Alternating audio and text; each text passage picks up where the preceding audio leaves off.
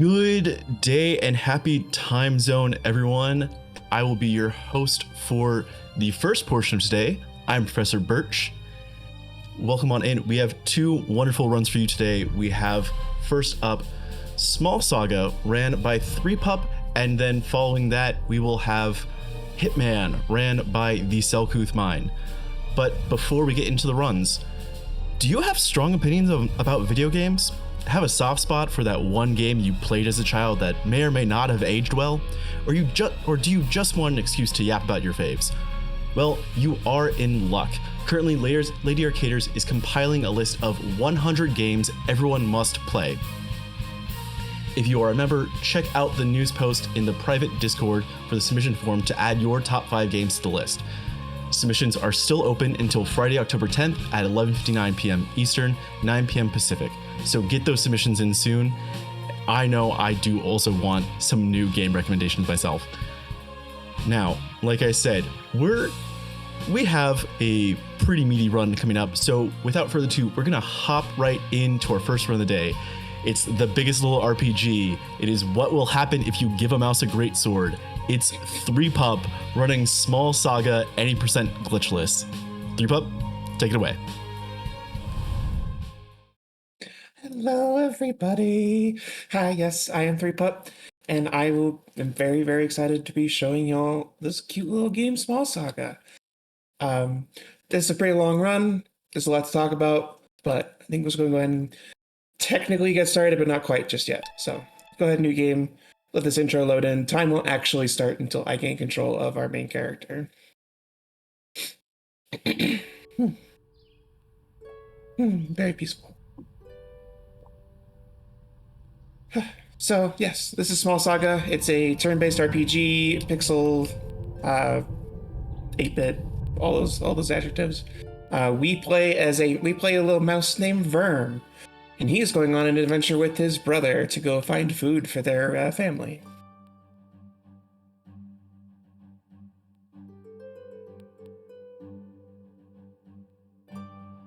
So we're going to bash through this little opening dialogue section right here. And this will be actually when we gain control of Verm in just a minute. All right, Mia, could you give me a countdown? Absolutely. Starting in 3, 2, 1, go. Alrighty. And speaking of Mia, introduce yourself since I don't think we did that yet. Hi, I'm Mia Schemes. I am Threepup's lovely commentator. I am going to not really watch a lot of the opening of this game just because there's some really heavy stuff and it hits me in the mental health. So just a little bit of a spoiler warning / content warning for folks. There will be a scene coming up that is pretty heavy. It does involve death and loss. So I'm going to be quiet until after that point ends. If you hear my voice again and you are not wanting to watch that particular part, you just listen for me. And when you hear me again, that's when you're good to watch. Yeah, I will also give folks a heads up when we start the scene and when we're out of it as well. But for now, we got a very basic combat tutorial going on right here. It's a turn-based RPG. Things are pretty simple here. We have our party members. They have those little blue crystals that you can see underneath their health bars. That indicates their action points. Abilities have different action point costs, and every turn you get 1 crystal back. So this combat is mostly just attack with your heaviest hitting abilities until the enemy gives up. So, yeah. So we're through that. While we're getting started through here, it's also a good thing to note, shoutouts to accessibility in speedrunning. I have a turbo button set up for mashing through dialogue because mashing through dialogue for 2 straight hours, I've done it once, and I do not wish to do it again. It's 2025, take care of your hands. Yes. For those who aren't yet aware, you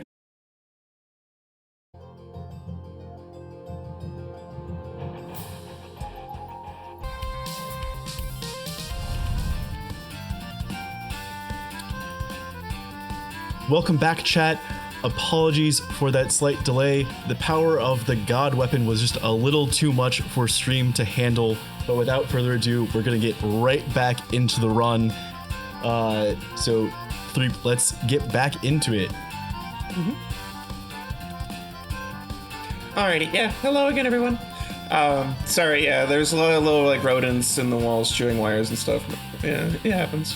Mia, you want to count me back in so we can restart this fight? Absolutely. Also, this music is really good, and we've been just jamming to it the whole time. All right, 3, 2, 1, go. Okay, so yeah, as I mentioned, or maybe I didn't mention, I don't know if they captured, but this boss will do like a taunt attack. We don't want to attack him during the first taunt, because we'll just take damage we don't want to. But the second taunt, we actually have dealt enough damage to him we can attack through it, and he should just die right here. Cool. That's that fight. So, yep, going to mash through some dialogue here. Once I enter this room up ahead, that is when the biggest content warning of the run will start. For those who are sensitive to loss of a loved one or harm towards animals, I recommend looking away. I will let you know when it's good to look back. But first, I need to grab a little treasure map from a chest there. That will become relevant a little later in the run. But first, we need to enter heaven, which is just a grocery store.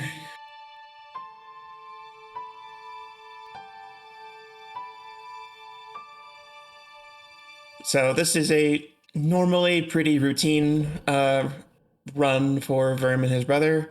They sneak into the grocery store, steal some food to feed their family, and come back. But Chief Sawa was telling them about some entity called the Yellow God, who had...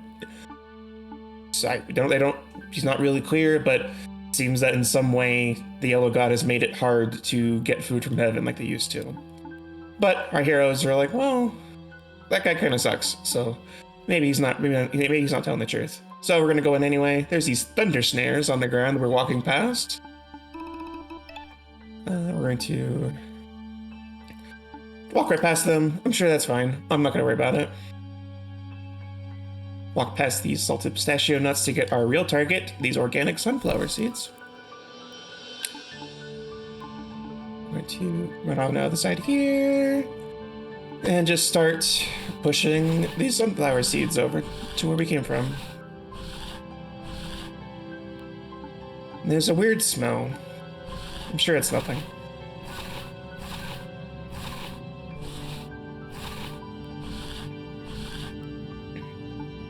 I will be a little quiet during this section, just because I do think that this scene is a very important character moment for our hero Verm, and I want to make sure I give it the importance it deserves.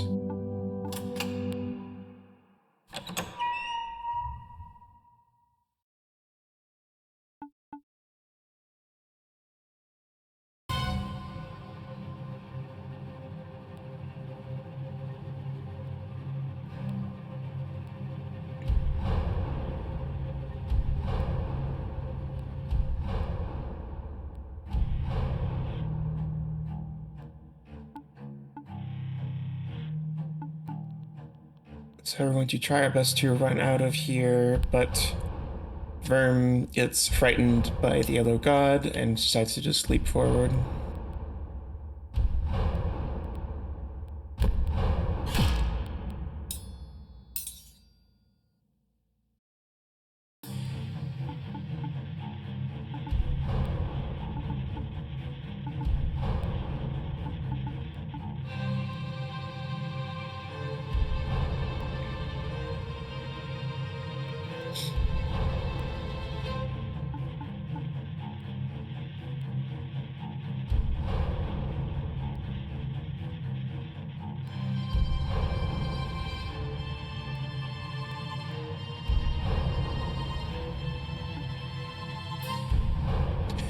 Alright, yeah. Lance is unable to pull Verm out of the trap, so Lance decides to instead create a distraction for Verm.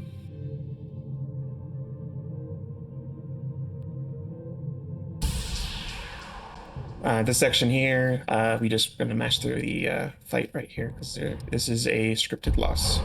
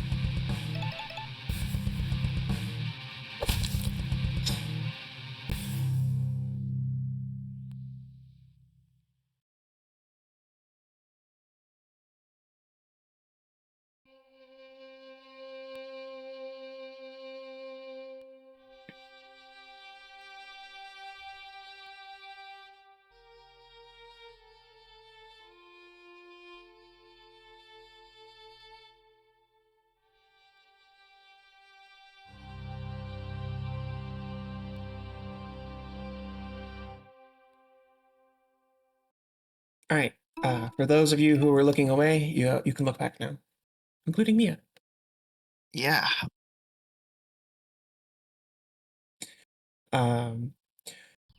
For just like a heads up for the rest of the run, nothing gets quite as heavy as that opening.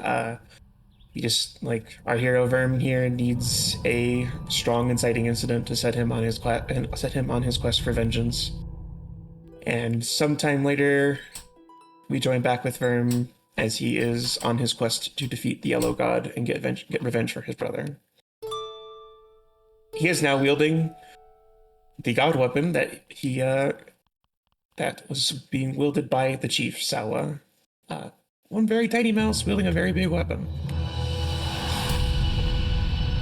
So, entering into this fight against this cat here. This is another scripted loss, so we're not going to do much here besides just mash our swipe button, but we do have some new toys to play around with that we'll show off a little later. But first, we need to get introduced to the best character in the whole game. We love Shaban. A little mole named Shaban.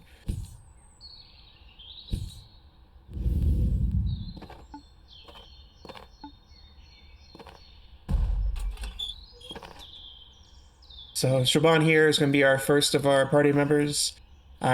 They play the role of a wizard, at least as close as we can get to this game. In this game, they are also non-binary and use they/them pronouns. So yeah, that's cool. Okay. Yeah.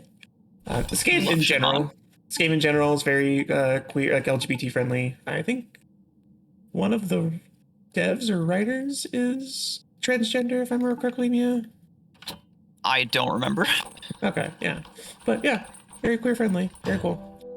Yeah, we get introduced. So Verm gets his butt kicked by the cat, and Shaban finds him and decides to introduce him to their mother, talking about because that cat has been kind of taunting their home Cranbale for a while now, and Shaban is like, well, that mouse kind of put up a decent fight against the cat. Maybe we could work together and stop the cat from bothering them. But Shaban's mother is very stuck in her ways, and this kind of introduces a theme that runs throughout the game of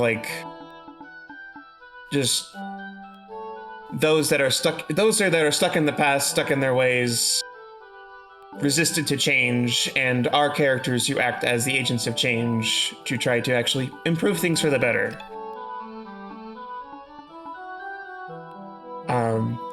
So Shaban's mother is like, no, we're not going to do anything. Like, this is how it's supposed to be. And Shaban's like, no, actually. And Shaban's actually going to show us some things that they have hidden back away in the back of the library.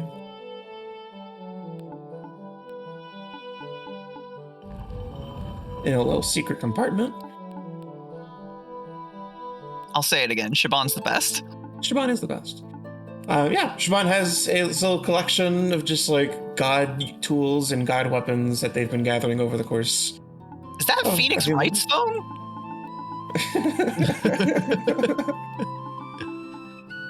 Fun fact, that game dude right there actually has a playable game on it. I haven't really dabbled much in it yet, but yeah. Shaban does reveal like the secret weapon, as it were, is they have just a lighter that they can wield as like a fireball kind of thing. And with that, and with Shaban joining our party, we're going to go ahead and rematch that cat.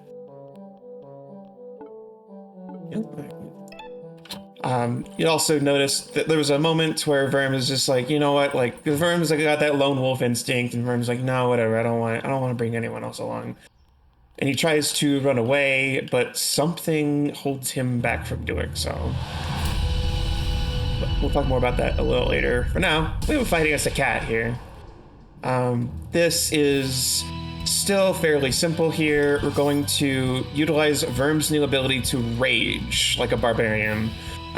During rage, Verm deals double damage. And meanwhile, Shaban has Wormfire, which is a fire attack, which turns out cats are flammable. So we're going to do a Wormfire here again for another big burst of damage. Do another swipe here. Shaban's going to defend to get energy back for another Wormfire. We're gonna get pounced, but that's fine. I think I'm just gonna do a normal swipe. And I think one more Wormfire should just do it. Yeah, cool. So, there's that fight. Good thing the Shaban... bleed ends right after the fight, because Verm was not looking good. Yeah, so, yeah, that's actually introduces one of the cool mechanics about this game is it streamlines a lot of the more tedious parts of an RPG. There's no like needing to go heal your party between fights or anything. You full heal at the end of every fight. And there's also, you'll see later, no random encounters. All encounters are static. And also no experience. There is still character progression, but for those of you who have played D&D, it's not experience points, it is now milestone based. So once we hit like certain important story beats, the game will give us milestones. Yeah, the game will give us a skill point to level up with. And I'm not going to level up just yet. We're going to go a little bit further in the run, and then we'll do our first. I'll show off what the character progression looks like. But until then, we go back to Shaban's mother to tell her the good news. Hey, we defeated the cat. It won't bother us anymore. And Shaban's mother is like, oh God, what have you done? You've like violated the old ways. Get out of here. And she exiles Shaban from their home. And Shaban obviously doesn't take this great and decides to join up with her for at least a little bit as we go off to the capital of the rodents, Merida. But until then, I love the term capital of the rodents. Yeah. Until then, we have to first find a way to get to Merida, which is when we get introduced to one of the other best characters in the game. But first, we need to free him from a garbage can. So, going to jump up here onto these cans. And then try to do that, but we can't really open the lid. So Shaban is going to walk over here to this little kid's backpack to find something that can open that trash can lid. Lots of like sawing and hammering noises that I don't really know where they come from, because all we end up doing is wedging a ruler underneath the lid.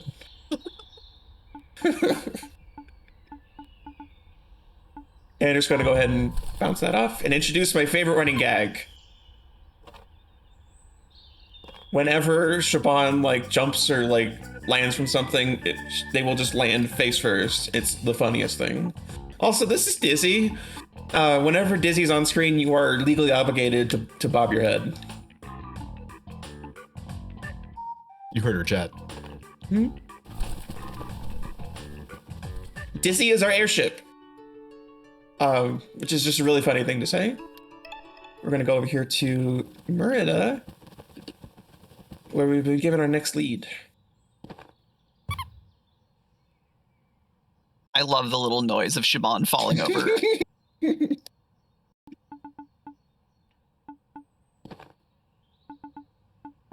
My favorite part is that Shaban never addresses it. Shaban just gets back up. He's like, okay, let's keep going. So, oh yeah.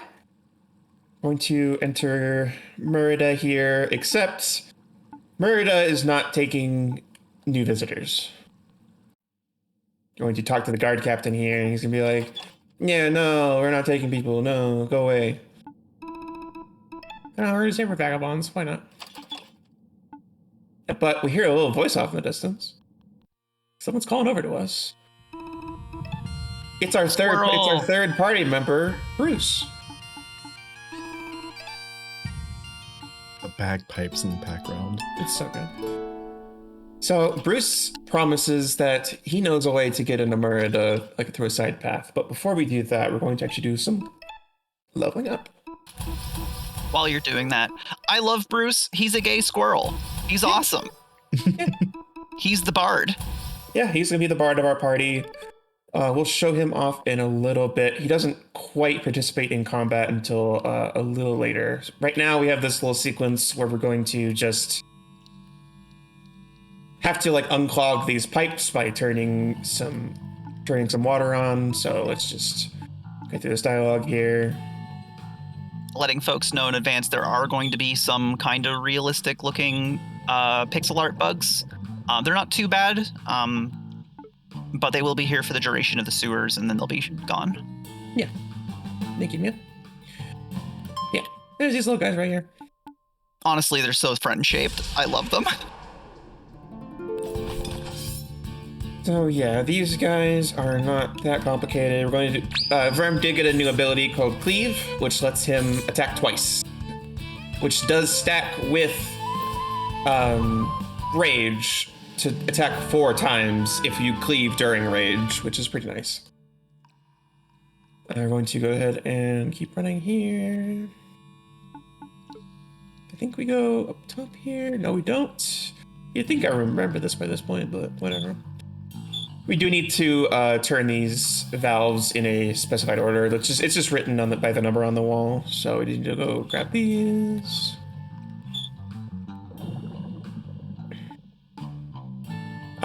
This is also a good time to note that during that last level up, we introduced a new mechanic for Shaban, the most important mechanic in the game for combat, Overclock.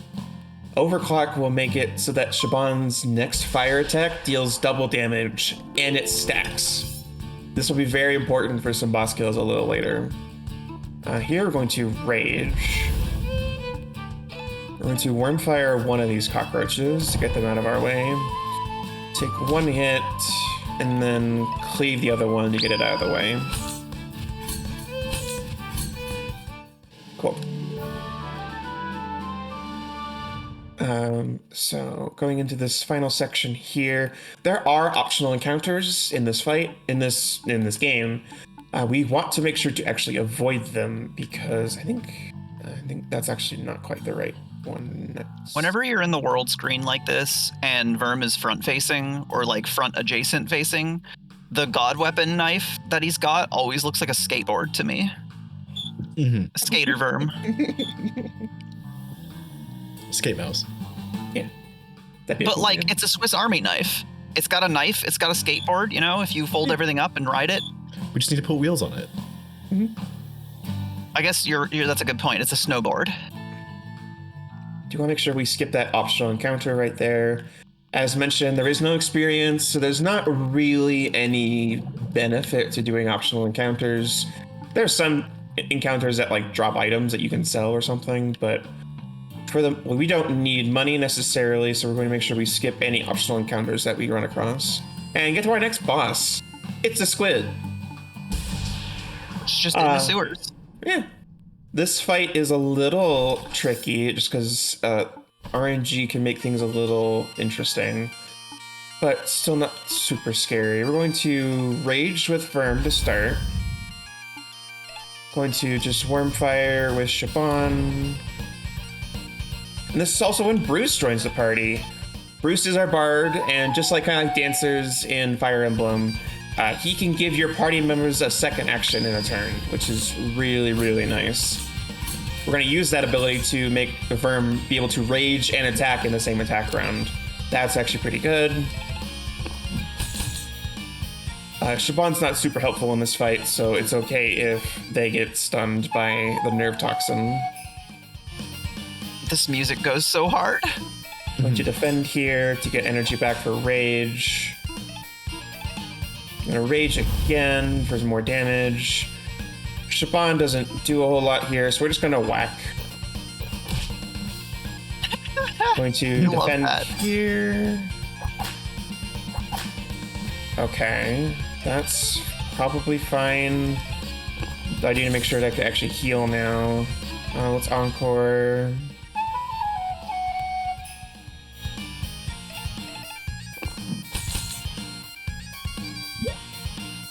Okay, that's not great. Actually, I think that's fine still. Verm is awake, going to rage once more. Oh, does Bruce's encore get rid of the stun? No, it's just the stun is like one turn. Gotcha. So it speeds it up, kinda. That's fine. All right, we're out. Cool. That was a little scary, but we're out of it. Okay. Get a level up there. We're fine for a while. Verm is a little mad that Bruce maybe downplayed the monster that lived inside the sewers, but it's fine. We're out. And we're entering Merida, like the capital of the rodents. This is a pretty big town. There's a lot going on. There's a lot of side quests and stuff here that obviously won't touch for the speedrun, but yeah. This is where Bruce and the rest of our party part ways. Bruce has his own plans in mind.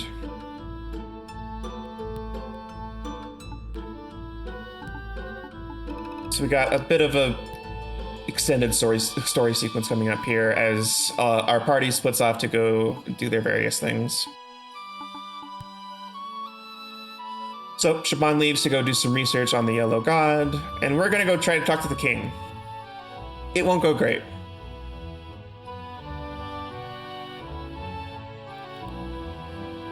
So, we're back to playing Bruce now. Bruce is actually planning a heist. But first, we get introduced to Bruce's boyfriend, Anton. They're cute.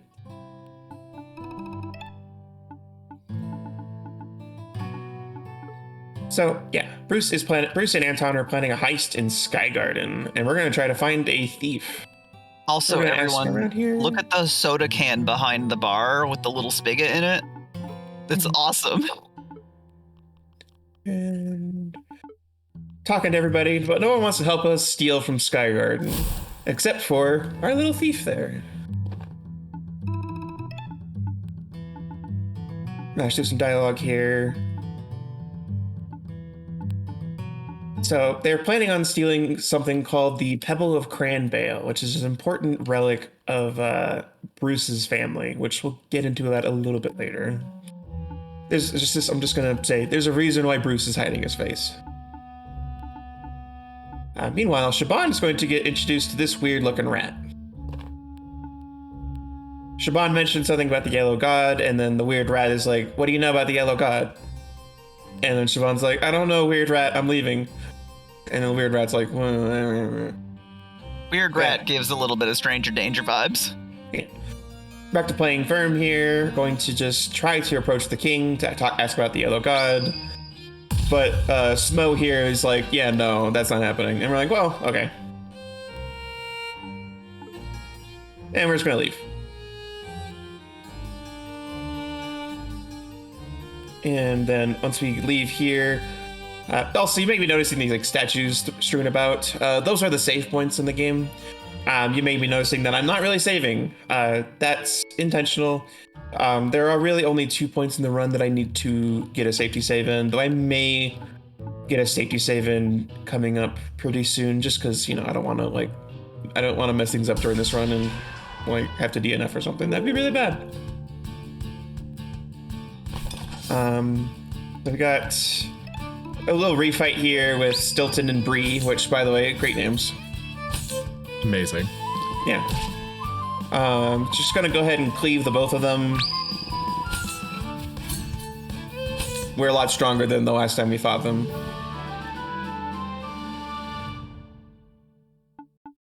And you're like, wow, okay. But Stilton and Bree do give us some important information about I looked up how to pronounce this like a couple days ago, and now I've forgotten, but they tell us about this like rodent called the K-Leak that can like give us information that we're looking for over in Sky Garden. So that's where Verm wants to head next.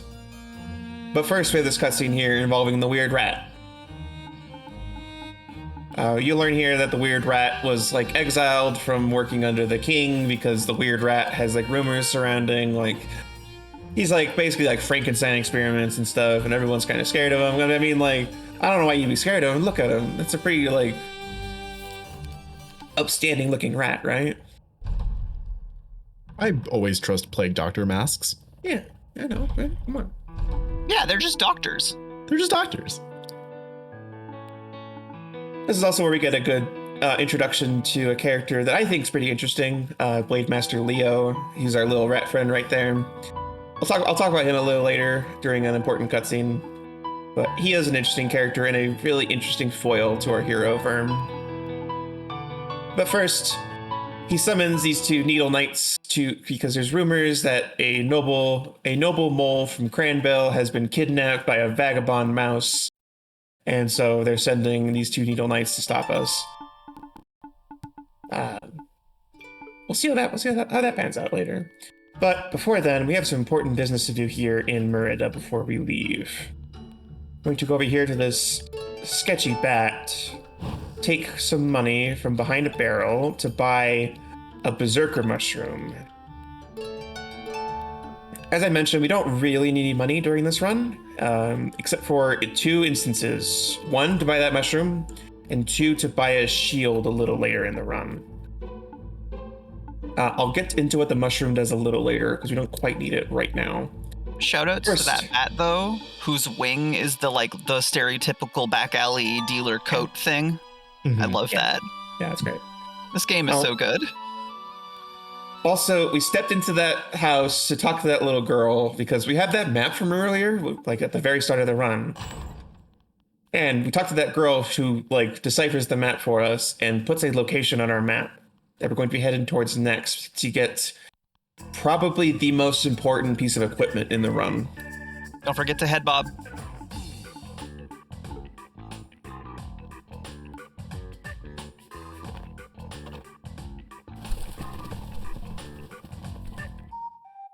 Alright.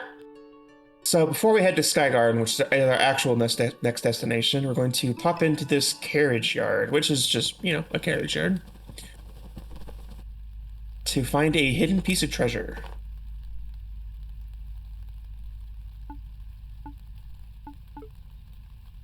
So we're going to pop in here, run through here. There's a chest in the very back here with a cursed helmet. The cool thing about this cursed helmet is that it provides the single largest boost to your attack damage in the game at plus 10 attack. As a downside, because it's a cursed helmet, it also gives you, I think, minus 5 defense, which you'd think would be scary. Except this helmet will now let us set up some really cool boss quick kills that will let us kill bosses in 1, maybe 2 rounds. And we're going to show that off a little bit later. But first, we have this extended little story sequence here of Bruce and Anton on their heist.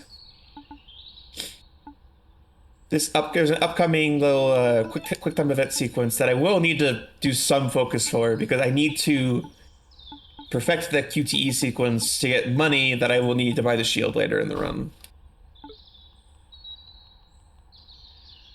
But yeah, so we enter Sky Garden. Bruce makes an important note to hide his tail, which is an interesting story thing that will totally not pan out in a bit. Yeah, surely that's not important. Yeah. But this is Sky Garden, the home of the gray squirrels.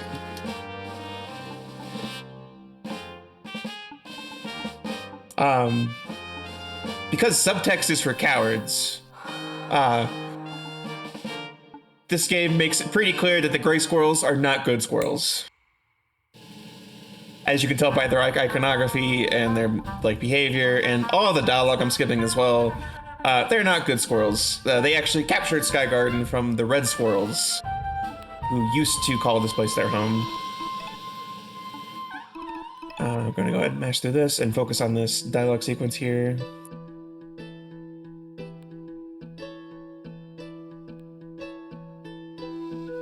I'm play a little song for everybody.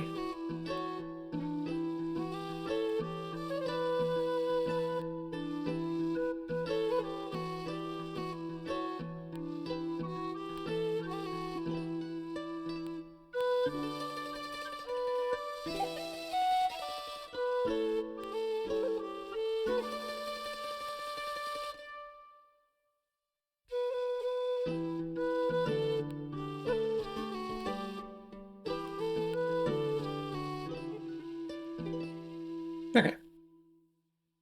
We got through that, and because we did it perfect, we got some money for it, which is really helpful later to buy that item I mentioned. While that's going on, our thief is stealing what we came here for, the Pebble of Cranbale. Is it Cran? I think that's the Pebble of Cranbale. Pebble is something else. I can't remember the name of it, but yes. So the score we're performing for, the one with the vape, which just really drives home how much of a not great squirrel he is. That's Duke Josh. He's the ruler of Sky Garden. He sucks. We don't like him. But yeah, news breaks out that the treasury of Sky Garden was robbed, and suddenly everyone's like, well, okay, these performers here are a little sketchy. And they reveal that, oh my goodness, Bruce was a red squirrel the whole time. The red squirrels that were supposedly wiped out when the gray squirrels invaded Sky Garden. So Bruce and Anton are arrested. And Bruce in particular is going to be thrown in a jail cell alongside a character that's only referred to as the Dragon.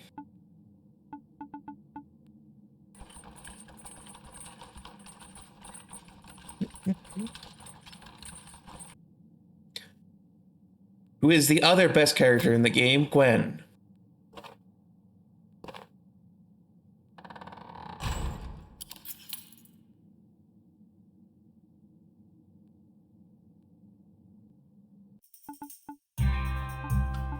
So what I'm hearing is that you have a top 3. Yeah, there's a lot of good characters in this game. Gwen is a pansexual disaster rat who got thrown in prison for flirting with the lady guard. It is the right hand woman to Duke Josh. As soon as Bruce gets thrown in here, Gwen's like, "Hey, you want to break out?" And Bruce is like, "What? What do you mean?" And turns out the guards just leave the door open. And you got this tiny little stealth sequence going on here as we go grab the key to Gwen's bindings. And we walk back in here. Except Gwen, already broke herself out. Gwen actually has prosthetic legs. I'll explain maybe how she got that in her backstory a little later. But yeah, she just kind of slipped out of her bindings. And yeah. Gwen's really cool. Gwen is really cool. And we got our party together here now. So we're going to sneak past these guards to go get our weapons back. I think I actually could have taken. Yeah. It's okay, you're playing it safe. Yeah, played a little safe here. We don't get punished that hard for getting caught. We just get sent back to the beginning. We're gonna enter storage here, which I love this whole room. There's a Beyblade. There's a D20. It's great. Dice mentioned. Gwen gets her weapon back, which is a medical scalpel, which is a little hint towards a bit of her backstory. And Bruce gets his weapon, which is a pencil flute. One of my favorite dialogue in this game is right here in this scene where like Gwen's like, "That's your weapon?" Like, is this some kind of like, it like says, and I quote, "Is this some kind of like ooh soft boy thing?" Which I just think is really funny. Amazing. We actually need to do some equipping here. Yeah, okay. Just checking my notes real quick. Going to go ahead and give Gwen the helmet as well as level her up. You can also respec your characters whenever, like by just unequipping abilities, which is really nice. So now that Gwen is fully equipped here, we're going to show off the power of the helmet. Now Gwen can just like one-shot this guy. Yeah, it's so much damage. Yeah. Oh. Yeah, y'all were seeing earlier, like Verm is doing like 6 damage a hit. No, get on the lift. Yeah. Shouts to rogues. Shoutouts, like Gwen is so cool and so anti-authority that one of the skills I just picked up gives Gwen a boost to fighting enemies who are members of authority. Yeah. Like she gets like a 20% like damage boost against guards. It's really cool. It's really cool. I'm going to go ahead and actually flip the page on my notes, make sure that that's all set up. Ooh, do not want to fight against the optional guards if I can help it. Not a big a deal, it's just a time loss.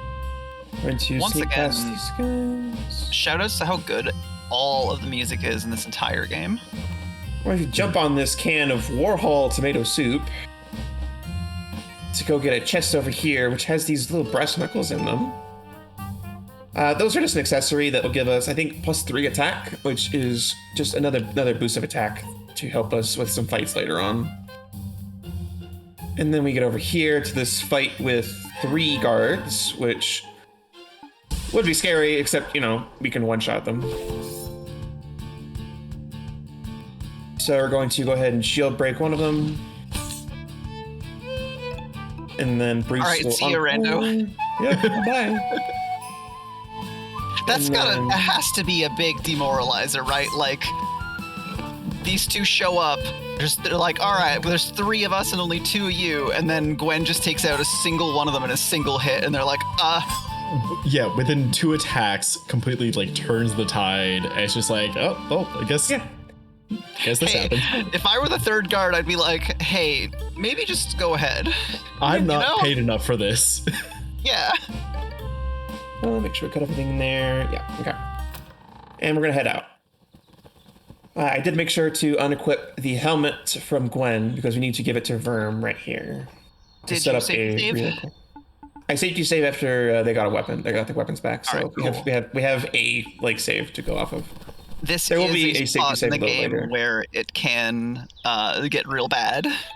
Yeah, if I match dialogue incorrectly, I can mess things up here. I'm going to give Verm the helmet and the knuckles, and we also need to level them up. Going to go ahead and go like there, and then go here. Okay. And we're going to go ahead and enter here. There's our thief there. He has his pebble. We're going to walk past him, though. And we're going to enter Sky Garden ourselves. Gonna run up here, talk to Josh.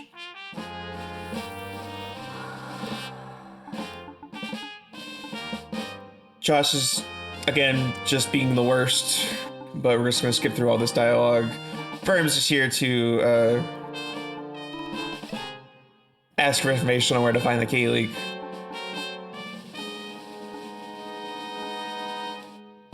And the squirrels here just they just tell us where they are, which isn't suspicious at all.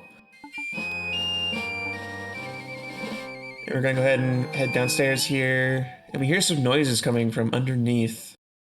That sounds very familiar. I love this scene coming up.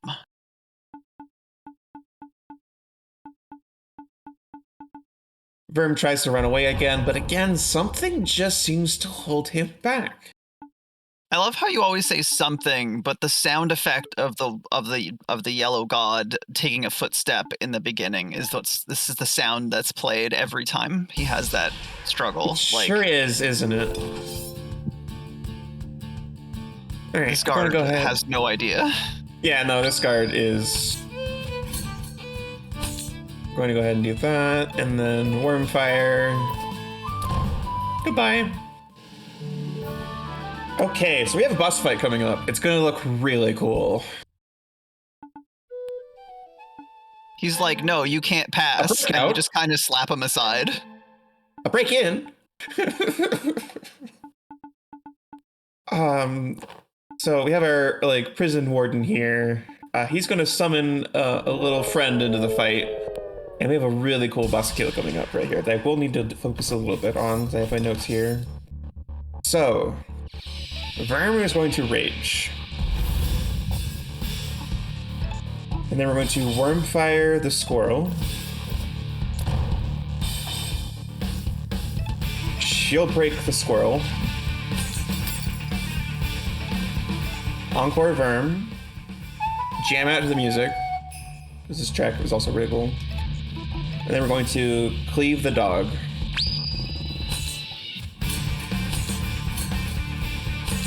Dog is gone. The squirrel's gonna try to input the commands to the dog, but the dog's gone. And we're just gonna go ahead and swipe the squirrel and get out of here.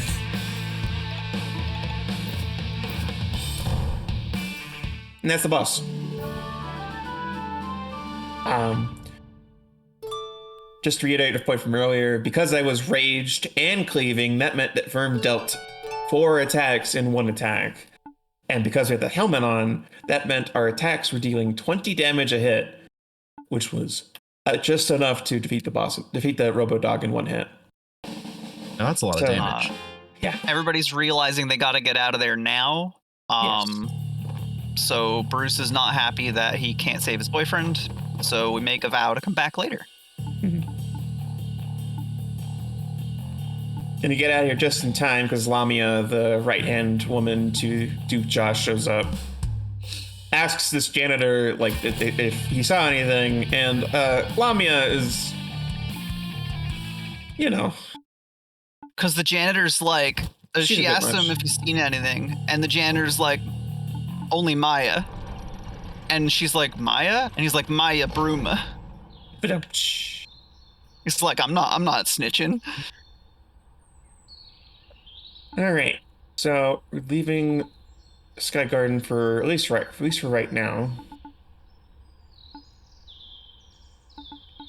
And we're going to enter into a little grass maze, which means it's time for a Lost Woods section. This is the section where mashing dialogue can be bad. Yeah. Gonna mash through some more dialogue here. Yeah. We now have our whole party, all 4 of us, so that's cool. And we're gonna go ahead and go right here, but we're exiting right as the Needle Knights show up.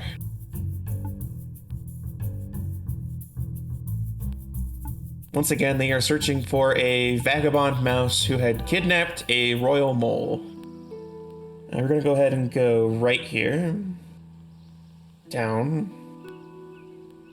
left. And then our party will split up. Our first half of our party here is going to run into one of the Needle Knights, and we need to make sure to say no when the Needle Knight goes, hey, have you seen the vagabond mouse? Because if we make sure we do that, then the mouse will just go okay, and leave. If we say yes, then we have to go into an optional fight that I don't know how to do. One of my very first speedruns of this, I said yes accidentally and had to go into a fight and had no idea what to do, and I lost, and then I lost the whole run because I didn't save. So, yeah, that happened. And then we have Verm and Gwen.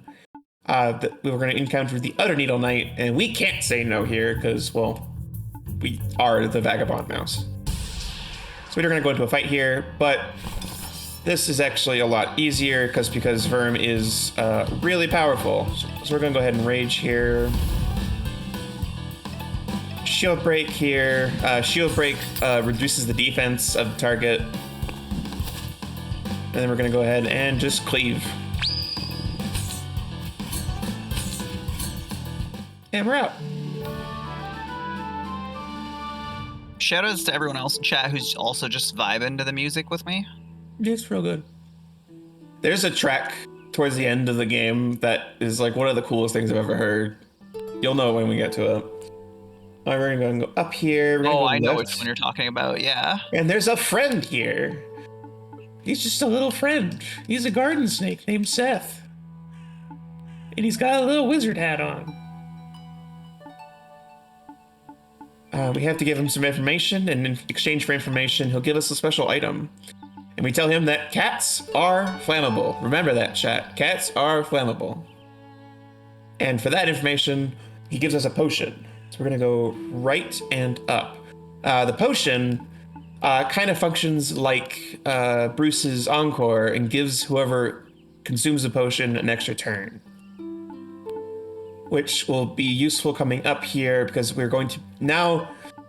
We basically have everything that we need for Shaban to come online, and I'll show off what that means in this fight after this. Right now, this is another scripted loss, or at least not a scripted loss. You can win this fight. It takes a lot of time, so we're going to take a loss here. Bruce breaks his pacifist ways and starts whacking people with his flute. Let's go, Bruce. He's really mad at our thief here for leaving Bruce and Anton to die. We're gonna go ahead and just this rat creature is the reason why his boyfriend is captured. Yeah. I think we have to whack the right one here. Yeah, okay. Then he gets stabbed. And then whack one more time. And then we get stabbed one more time. And we're out. So that's just, we potentially take the loss there, but our thief still feels bad for having left everyone behind, so gives the pebble back to Bruce and decides to make amends. We'll see what he means by that a little later. Meanwhile, we're gonna head up here into the Ashen Tower. What used to be an important spiritual center for the Red Squirrels now has been reduced to nothing but ash and ghosts.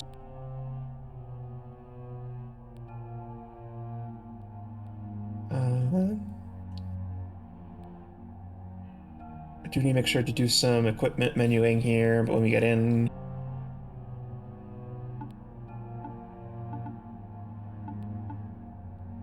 So we're going to go ahead and change our equipment here. Give potion and mushroom to Verm here. Spawn's going to get that and that. And then skill menuing Bruce. That's it. We're going to go ahead now and climb up. Now, whenever Bruce does his Encore now gives an energy to whoever he Encores, which is really nice. We're also now just setting up one of the most the important setup of so I think I mentioned that the potion gives an extra turn. The mushroom functions like Verm's Rage and gives whoever consumes it double damage for 2 turns, which is going to set up some really cool quick kills as we get set up here. Shaban is going to learn a new move called Spread Fire, which allows them to attack all targets in the combat,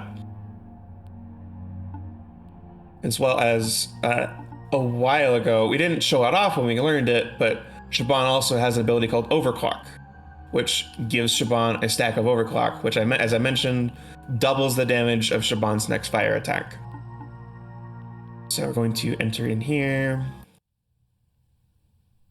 We're going to get a little cutscene here with Josh and Lamia.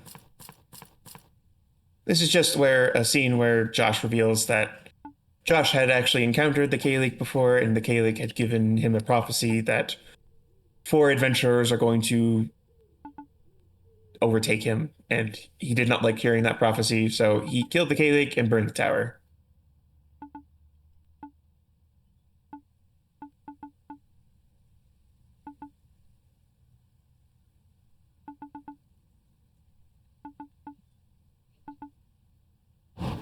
So now we got, yeah, okay. So if the Kalik isn't here, then who is?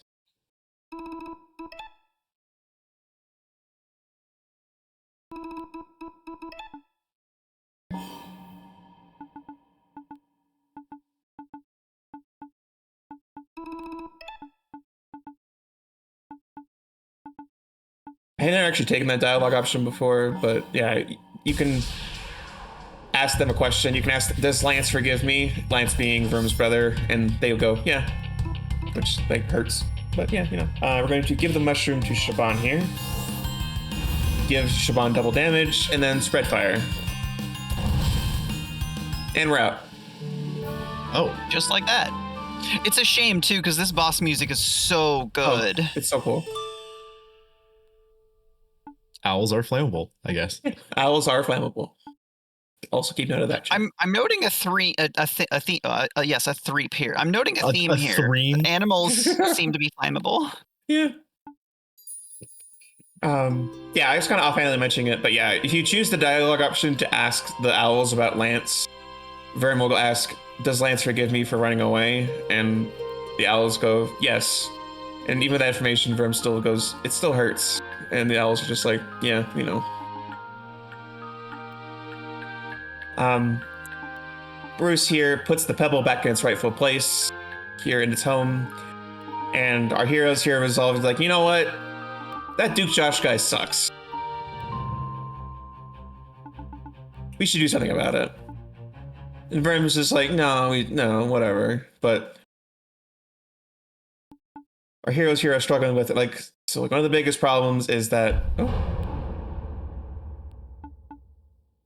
one of the biggest problems is that Sky Garden has those fireworks installed at the top of the tree, which is like serve as like anti-air missiles, so no one can like attack them from above, or so they think.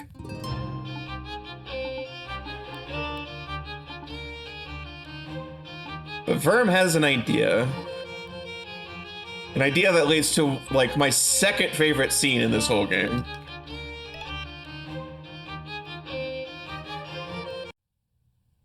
So here we have our guards stationed here. Nothing, pretty normal.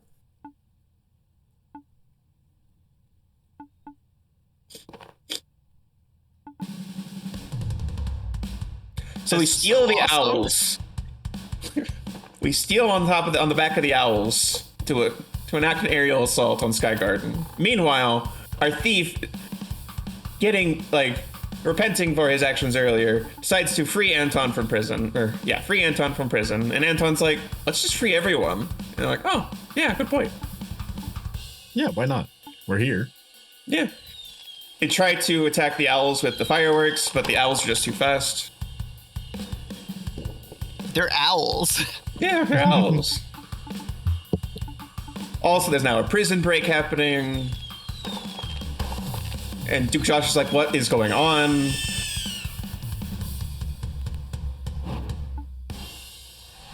And we crash their party.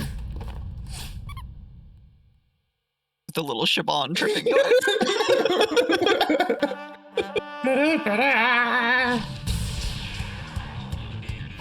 Okay, so we got...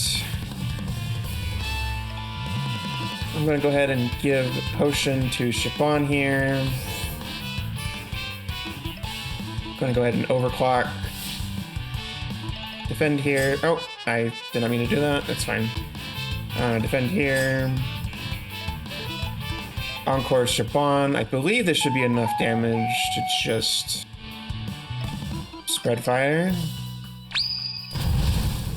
Yep. Summon another wave of dudes here. And take some attacks here, but that's fine. Going to give a mushroom to Shaban here for double damage. And, oh, I need to, oh, yeah, it's fine. Defend there. Shield break 1. Encore Shaban here. And spread fire again. Cool. That was a little bit of a scramble there, but we got through it. The civilians of Sky Garden, fed up with Duke Josh, decided to rise up and help us with a riot, which is pretty cool. Hell yeah. Giving us the maneuverability we need to get out here and make sure I'm all equipped here. Yeah. So for our boss fight here, we're going to go up against Hank here. He's a squirrel with a gun. Won't be here for very long though. Gonna go ahead and give the mushroom to Shaban here for double damage. And spread fire. And then going ahead and shield break. And we're out. Lumi says, I love that magic is just replaced with having a lighter, and yes, I love it so much. So here, Shaban asks, hey, can I finish off this squirrel? And if you choose yes, and Shaban blasts him out the window, Shaban levels up for that. And I think that's hilarious. I think that's neat. I just think that's neat. Gonna go ahead and level up here. Gonna go ahead and go right. Shaban is gonna go ahead and go boop, boop, boop. Bruce is going to go boop. And Gwen is going to go boop, boop. We're going to do a safety save here. This is routed into the run because this upcoming fight can be a little scary. It is also one of the very particular fights, so I'm going to be a little focused. We're going up against Blade Master Lamia. Okay. So, going to master some dialogue here. Going to go ahead and give a potion to Shaban, giving them an extra turn. We're going to overclock once. Going to overclock twice. Going to sword break Lamia to reduce her damage. Going to encore Shaban to give them an extra turn. Going to overclock one more time. Lamia gets one turn. That's a little rough. Going to mushroom on Shaban here. Going to overclock again. Going to shield break. Going to encore Shaban.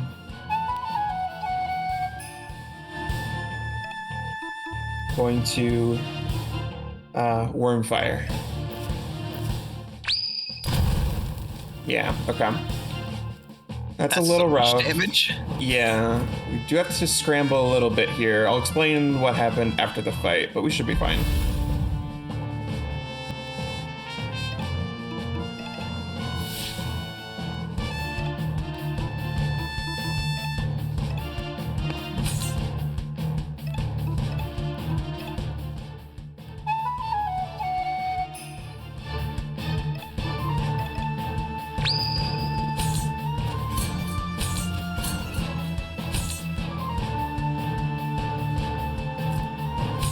Okay, Shaban is gone. That's probably fine.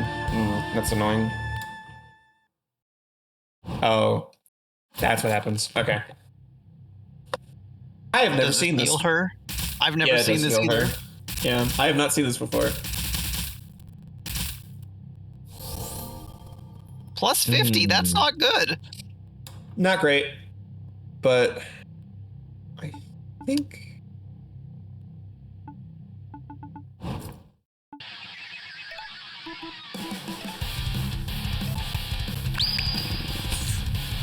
I'm gonna try to play this out. I think we can still do this.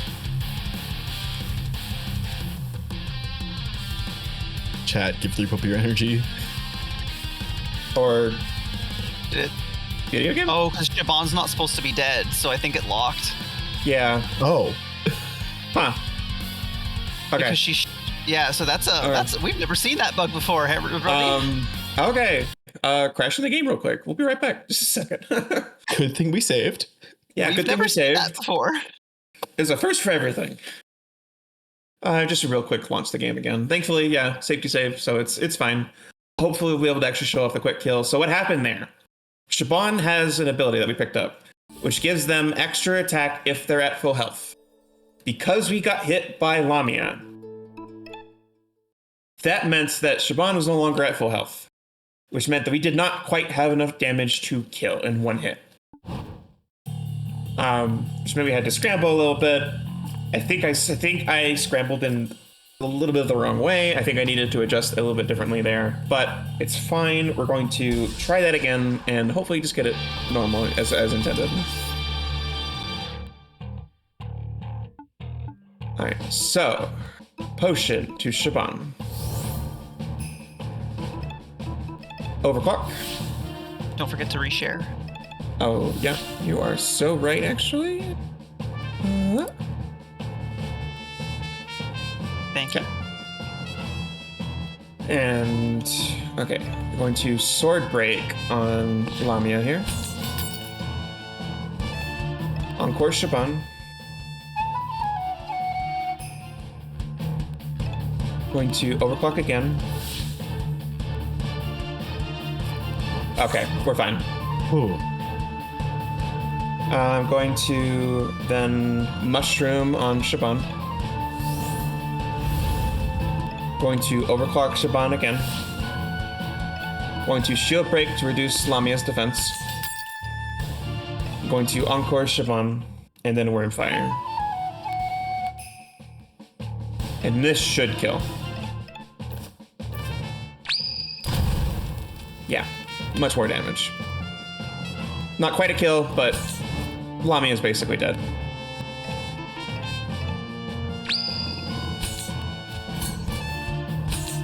And we're out. Okay. That's how this fight's supposed to look.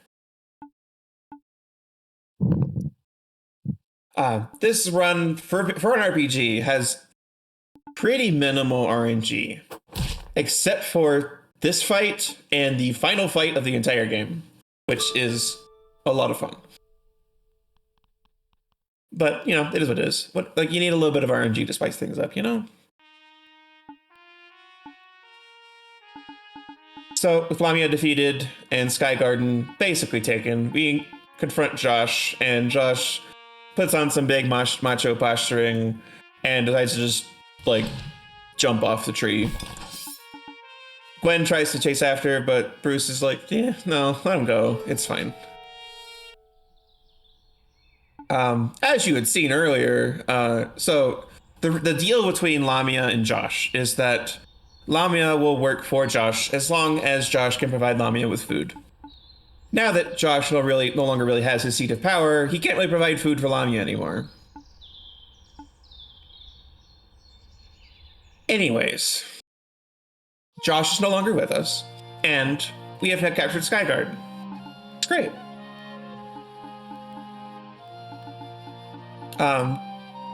Bruce and Gwen are going to decide to stay back a little bit to just resituate things in Sky Garden now that there's no longer this central authority of Duke Josh that's controlling everything. And Verm and Shaban are going to head back to Merida for their next lead. We're heading up real quick on the time skip of this run. That's also going to be where we're going to be taking a break. So I'll call that out when we get to there.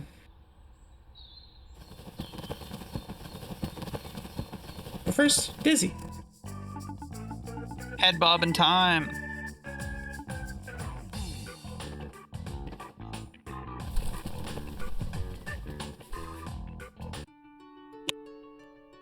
Move my next points here. Next page. Head back to Merida.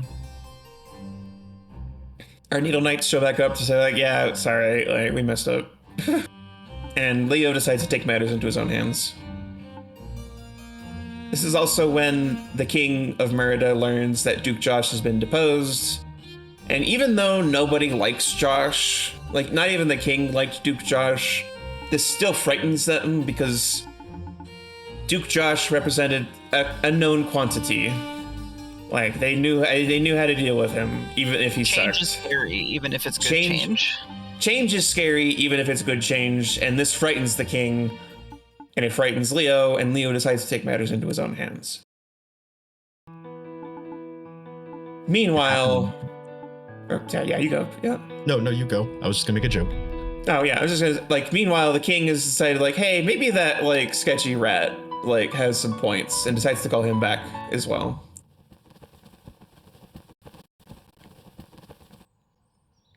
Huh. Okay. So we're gonna just walk into Merida as normal. I will give a small heads up. There is a scene coming up here with some more harm towards animals, nowhere near as intense as the start of the run, but there is still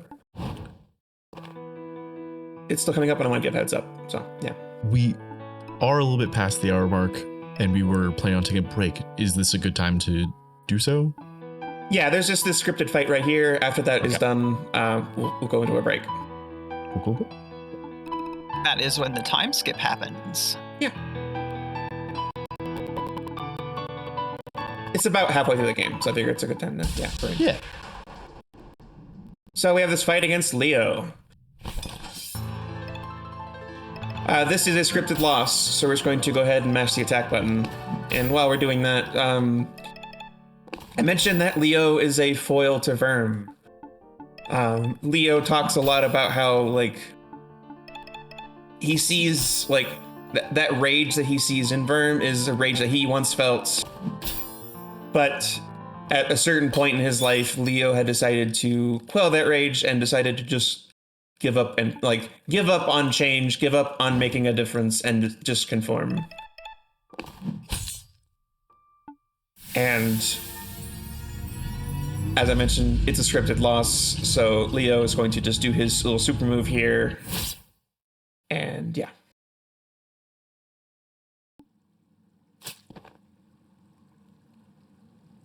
Mm-hmm.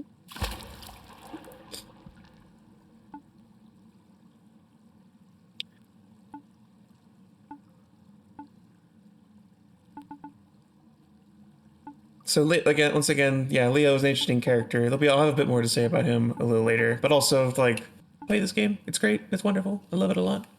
Not very long either. Also probably still on sale. I don't know if Steam sale is still on right now, but yeah. And with that, we're going to go ahead and just do another safety save, just because why not? And go ahead and take a break. Everyone, get up, take a drink, go to water, get water, all that stuff. Yep. You were taking the words right out of my mouth. Chat, we are going to take a short break. This is a 2-hour run, so we decided at the halfway mark that we're take it. We're taking care of our hands, we're taking care of ourselves. It's gaming, it's 2025. So we're gonna throw it to a quick little BRB, but in a few minutes we will be back with more small saga after that. So please do not go anywhere.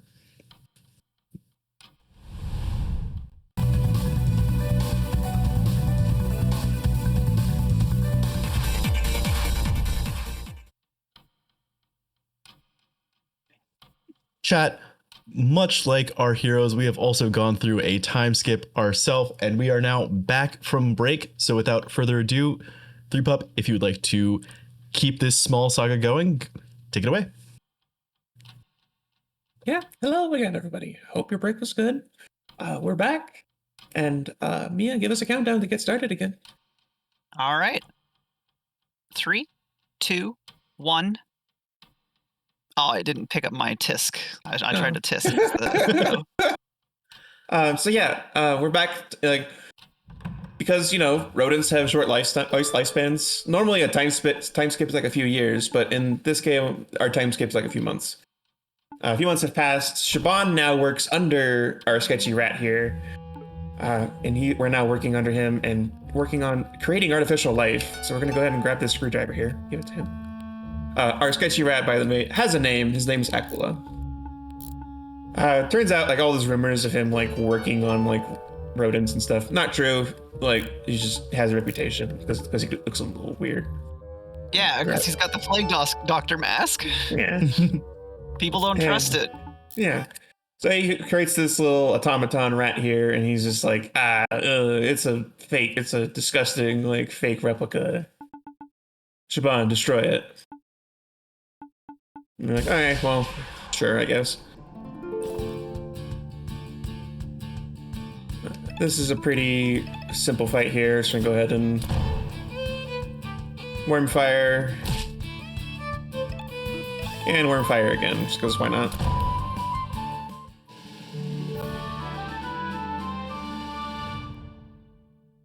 And now Aquila wants to introduce us to a secret weapon that he has hidden, known as Excalibur. But before he introduces us to it, he wants to give us one final opportunity to just, get our affairs in order. So we're going to be going off and checking in on our friends.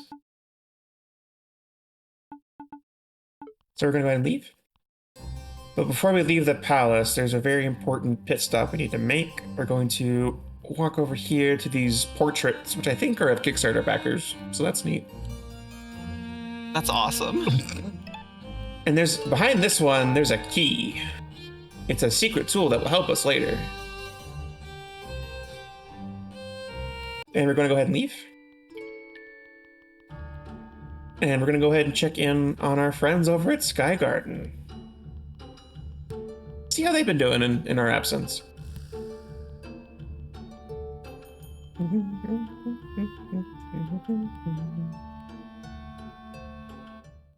Oh, yeah, there's our friends Bree and Stilton. They're still doing good, too.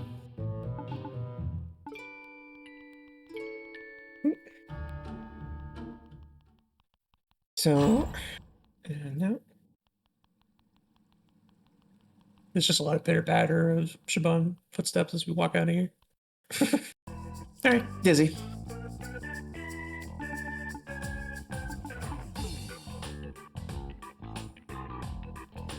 I forgot I needed to push the button. My bad. You're just giving us more time to bob our heads. Mm-hmm. Okay. So, we're back here at Sky Garden. Cleaned up a lot in our absence, and namely has gotten a hell of a lot more gay. So that's cool. We're gonna go ahead and walk in and see the new makeover. And now it's got like cute little flowers everywhere. And the banners are now also adorned with flowers. They tore down the statue. They have these little rainbow flags up everywhere. It's the best. And now instead of one central authority, they now just have like a council of everyone who lives here making decisions. It's good stuff. Shoutouts to Bruce. Yeah, shoutouts to Bruce. And we get introduced with Gwen and Bruce now, and we're going to take a break from important matters here to go. Bruce has an important thing to show off in the armory. They managed to recover a special weapon. They said they found it in the lake washed up, but with no, it's like, obviously that's Verm's weapon, but strangely they did not find Verm with his weapon. So now our team here has resolved two plans. One, find Verm. Two, restore Verm's weapon back to its former glory. Which means we have to go to two different places. There are rumors of a vagabond mouse in a place called Vinium, as well as Gwen suggests that her former home, Whitehall, would have what they need to restore the weapon. So we're going to go ahead and go meet back up with Dizzy here. And head on off to our first locale, which is going to be Whitehall.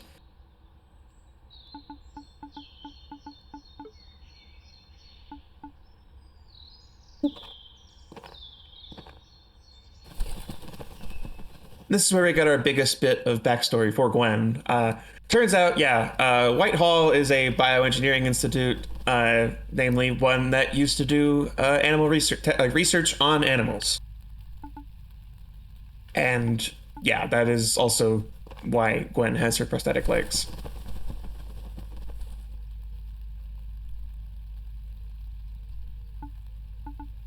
So obviously we can't really enter in through the front door here, so we're going to need to enter in through the sewers. So we're going to go ahead and walk on down over here.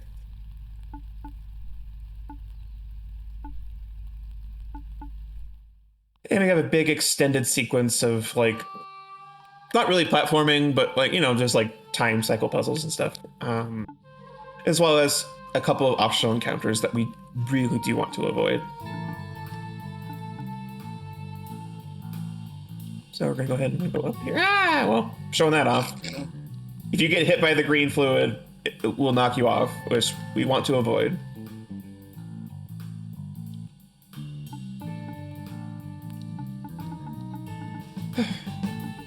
Ignore that chat. It's going to be on the test as well. We're going to go ahead and walk over here. We're going to avoid this encounter. Okay, no. I went the wrong way there. That's fine. But also, I love this little snail. We're going to overclock here.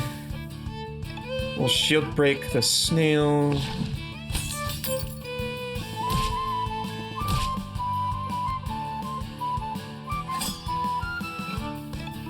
Spread fire. And we're fine. Okay. Nothing super scary, it's just time loss. Gonna go ahead and climb up here, get past this. Wait for that cycle to come by, get past these. Get past these ones, hopefully. Cool.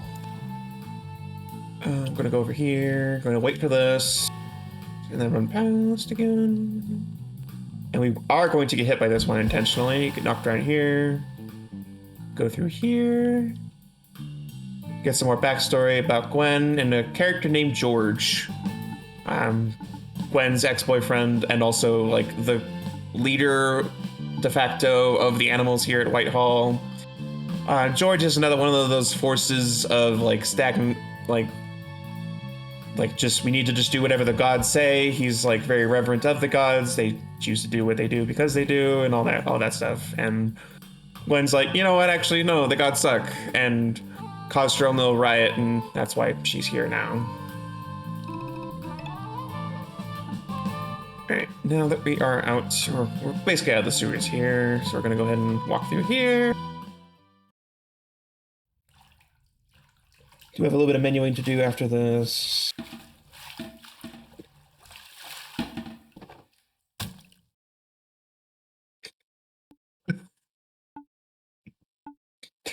I like Shaban here just goes like, Gwen, I didn't like that. Now we're gonna go ahead and level up Gwen here. And change Shaban's equipment, unequip the knuckles. And we're good. This is kind of a scripted fight coming up here. It's more for story reasons than anything else.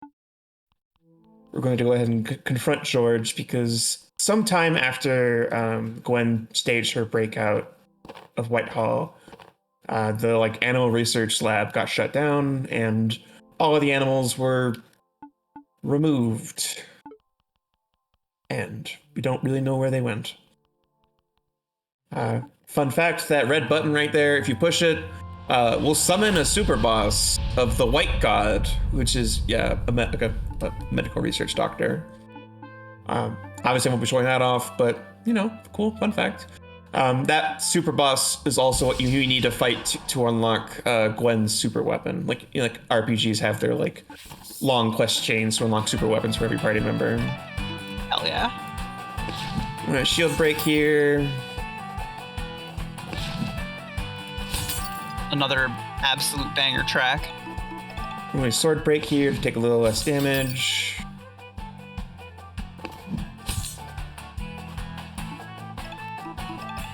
And just stab our way through the rest of those.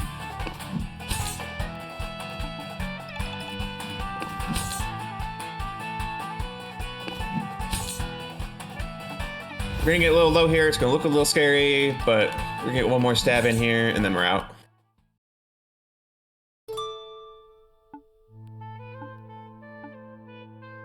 Gwen demands to know what happened to the other animals that lived here, and yeah.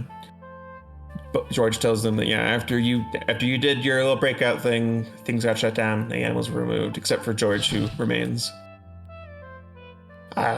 things are obviously a little tense between the two of them, so George just gives us the torch that we asked for and demands that we leave after. So we use this torch, like it's a your standard chemistry torch, and we're gonna use that to retemper the blade. And while that's going on, Bruce is over here at a new place called Vinium to trace down a rumor of a vagabond mouse. Vinium is probably my favorite location just because it's super inspired. It's a toy store that has been like decorated to like as like a Roman Colosseum. I just think that's neat. 10 out of 10, no notes. Yeah. Exactly. The houses are made of Legos, and we're going to talk to this NPC here to buy the other item that we want for the run. It's a shield. It just provides some defense. Also, shout outs to this cat here, and shout outs to Bunlith, for those who know. I'm going to go ahead and try to enter the back here.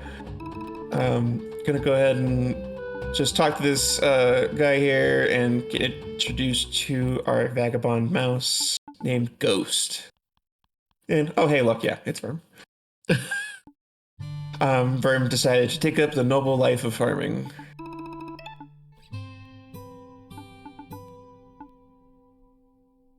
And Verm's just like, you know what, about that yellow guy business, like, you know what, I don't care about that anymore. Like, who cares? Like, I just want to farm my mushrooms.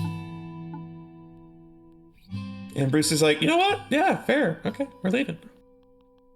This guy's like, you know what? Actually, red squirrels are really rare, and we're gonna kidnap you and throw you in the Colosseum. And like, oh no. So Verm's friends here are like, wow, I heard there's rumors that a red squirrel is going to fight in the Colosseum today. And Verm's like, crap, okay. So Verm's gonna be like, well, okay, I guess it's time to go save Bruce here. Before that, though, we need to go ahead and do some equipping here. Give Verm the helmet, the shield, and the knuckles, as well as do some level ups here.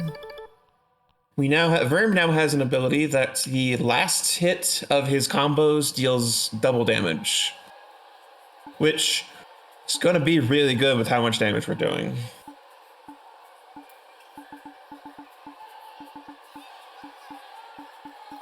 But Verm doesn't have a weapon. How is he going to fight whatever is going to be sent out in the Colosseum? You know, the scorpions.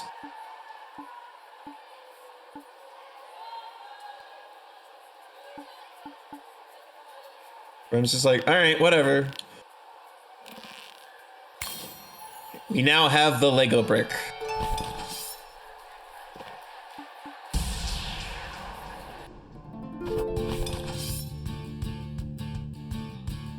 That's probably one of my favorite moments in the game, when he's like, nah, and just pulls out the Lego brick to fight. We got this sequence of fighting increasingly larger waves of scorpions here. Each scorpion dies to one cleave, so they're not that big of a threat. Again, you're seeing the double damage on the second hit. Going from 11 to 22 damage is a lot of damage. I'm just gonna encore Verm here. Do another cleave right here.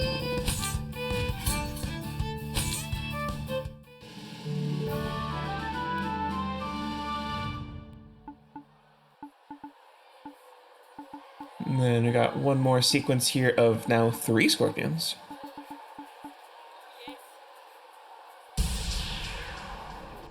Still, again, they die in one hit, so it's fine. But we do have a really cool boss fight coming up, so look forward to that.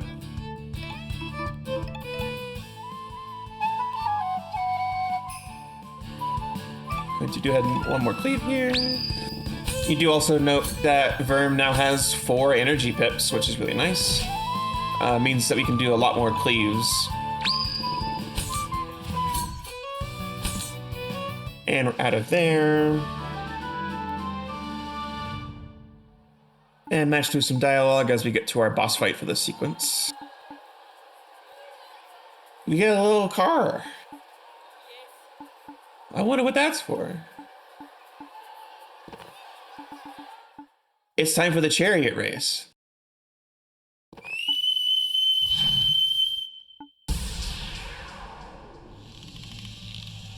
This is so great. This is amazing. Okay, so we're going to rage here. And then the boss is going to howl, reduce our defense. That's fine. We're going to then now cleave here.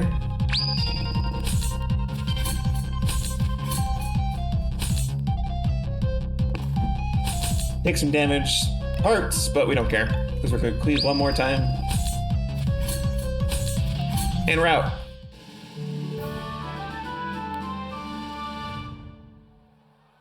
Yeah, there you go. This whole sequence is really funny, but my favorite part is little Bruce in the car, just like scrunched and just like trying to drive the thing while we're fighting. It's the best. It's the cut from the fight to the car just like slowly moving into frame.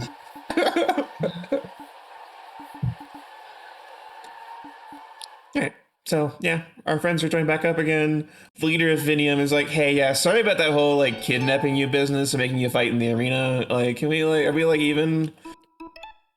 And here's like a key to a house. And Wolverine's like, no, we're not even. Like that farm that I was working at, yeah, give it to the workers who actually do the work on the farm. And he's like, okay, yeah, sure. So we're gonna go ahead and leave here. Meet back up with the other half of our party.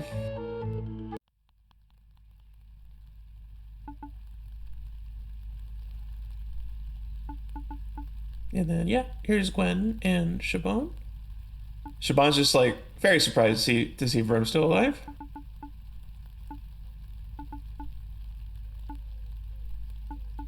And we do have they have some presents for us. So one present is the restored blade. Now it's green, same color as his brother.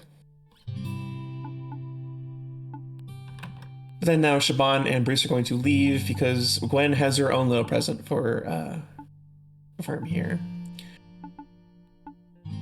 Gwen asks like how he feels not having a tail, and Verm's just like, you know what, it's like it kind of sucks, and bestows upon Verm a new prosthetic tail. I think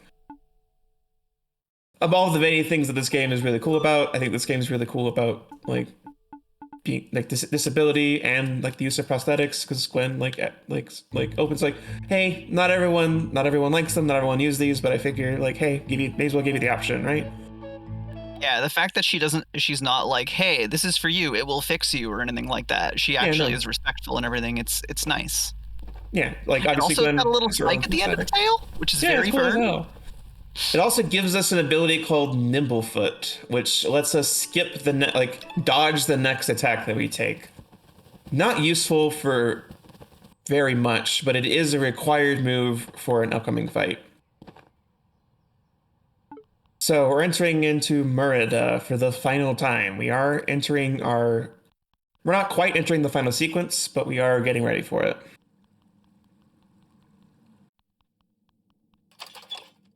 Normally this would be like, this is like kind of like we're heading into the point of no return where the game is just like, hey, like things are getting a little spicy, so you want to go wrap up any side quests and stuff.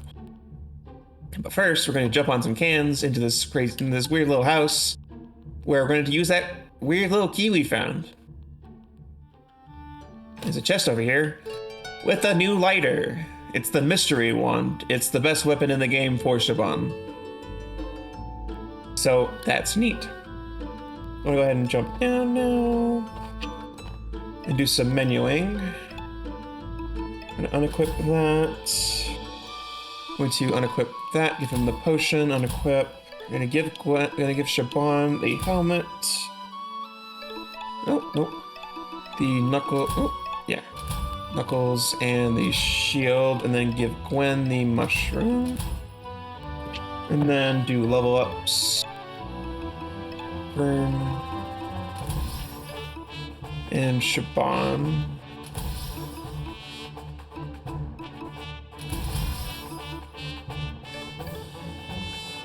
I think we're good there. Oh, wait, nope, I forgot one thing. The brand new lighter we got. I've done that before. It will make some fights a little annoying if I don't, so, yeah. Alright, our party decides to split up a little bit. Shaban's going to go back to Aquila. Bruce decides to also take a break to give Gwen and Verm some space. Gwen knows what Bruce is doing, but Verm is a little oblivious. Bruce is just like, oh yeah, give Gwen a tour around the place. Obviously trying to, push the two together, but yeah. Wink, wink, nudge, nudge. Yeah. We're going to go up. Just gonna go ahead and give Gwen a tour of the place. We're gonna go to the palace first. They both take a look at it and go. Gwen just immediately goes, "Yeah, this place sucks." And Verm's just like, "Yeah, it does." So we're gonna leave, and then I'm gonna go over here. Verm tells Gwen all about the time that they fought a kraken, and Gwen's just like, "Yeah, no, you didn't." And we're like, "Yeah, no, we did." We did, and we were pissed at Bruce for it. Yeah. And then over here to the merchant quarter, where we're gonna go have some tea. And it's revealed that Gwen has a sick blue mohawk the whole time. She's the best. She has blue hair and pronouns. Yes. This game has everything. This is also where Gwen asks Verm, like, "Hey, are you like into boys or girls?" And Verm's just like, "You know what? I never really thought about it. With the whole yellow god business." I'm into revenge. Yeah.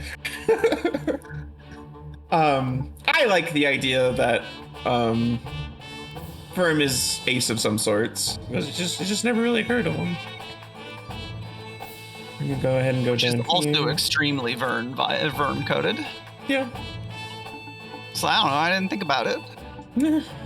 It's not on my mind ever. Yeah. All right. And then I'm gonna go over here. And gonna go ahead and back over to Ratless over here and just have a nice little moment. Atlas, oh my god. Yeah.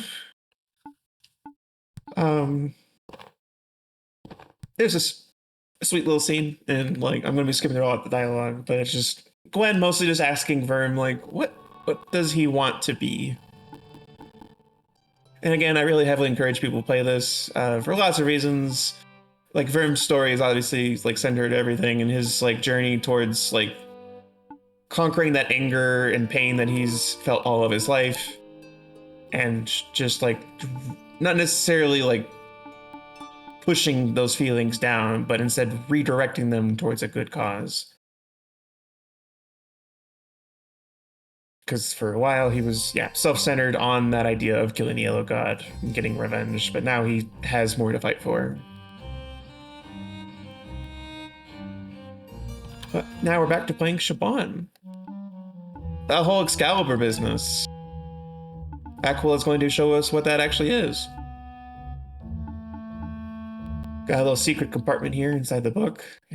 Iconic stuff. Go ahead and walk up this long staircase.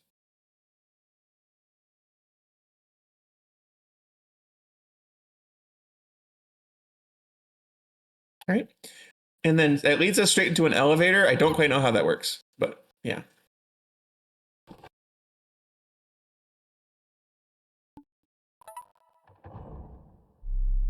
Gonna go ahead and take this elevator up to the top of this building here.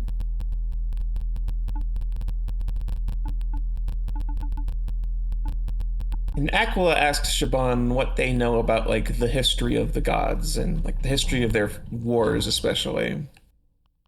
Just totally not suspicious thing to ask someone. Totally. I'm gonna just go ahead and walk past this obviously secret compartment over here.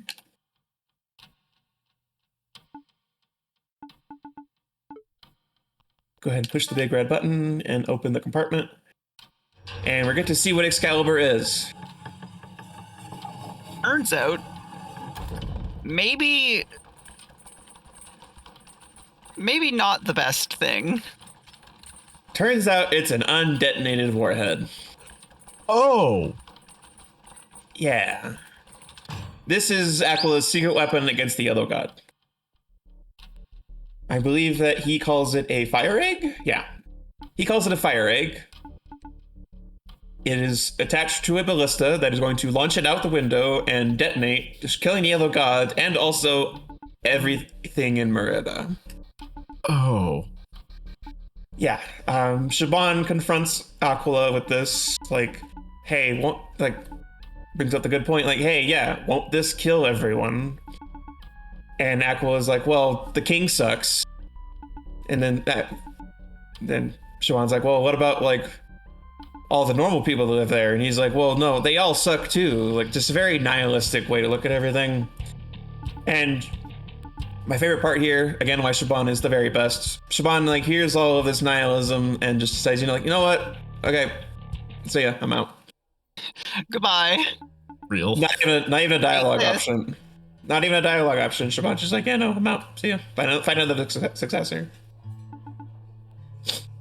So Shaban immediately comes back to their friends and goes like, hey, yeah, Aquila has a giant bomb that he's going to, like, launch out and kill everyone with. We have a problem to solve now. Yeah, we have a problem. So now we need to figure out a way to get into the palace, to get to Excalibur, to stop the bomb from detonating. And our friend Bree here has an idea. And this is now the point of no return. But first, a quick little cutscene involving the king. And the king does know about the plan of Excalibur, and his plan is to just get out. Just leave. Hit the bricks. Of course. There's also, like, rumblings of a protest at their gates, but the king, again, doesn't really care, is just gonna, like, head out. So yeah, the protest is, of course, us. We're going to go march on the palace and go like, hey, no, not cool, like, don't kill us all.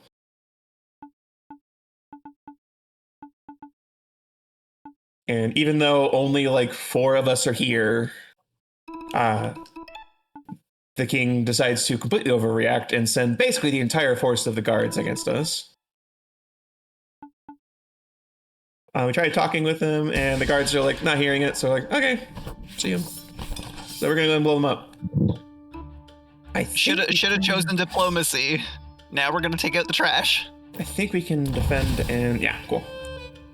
So with all of that equipment that we've given Shaban is now a force of destruction and can now one-shot all of these guards in one hit. I said one shot and one hit. That's the same thing, but whatever. One shot One in shot. one attack. Yeah. One opportunity. Yeah.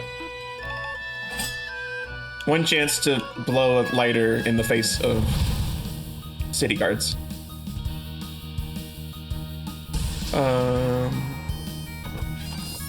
Yeah, this is like a lot of scripted fights here of just really showcasing the power of one mole wielding a lighter.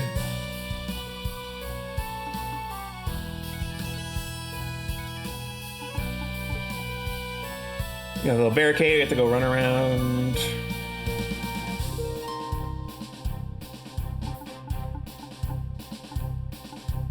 And then we're gonna go ahead and confront some more guards here.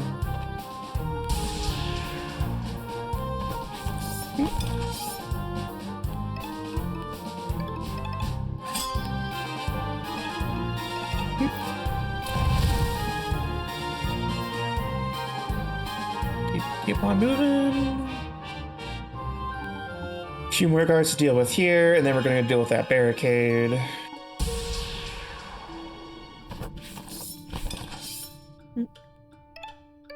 Defend. Yeah, nope. Spread fire again. And then over to the barricade to go help our friends out. And also deal some more guards.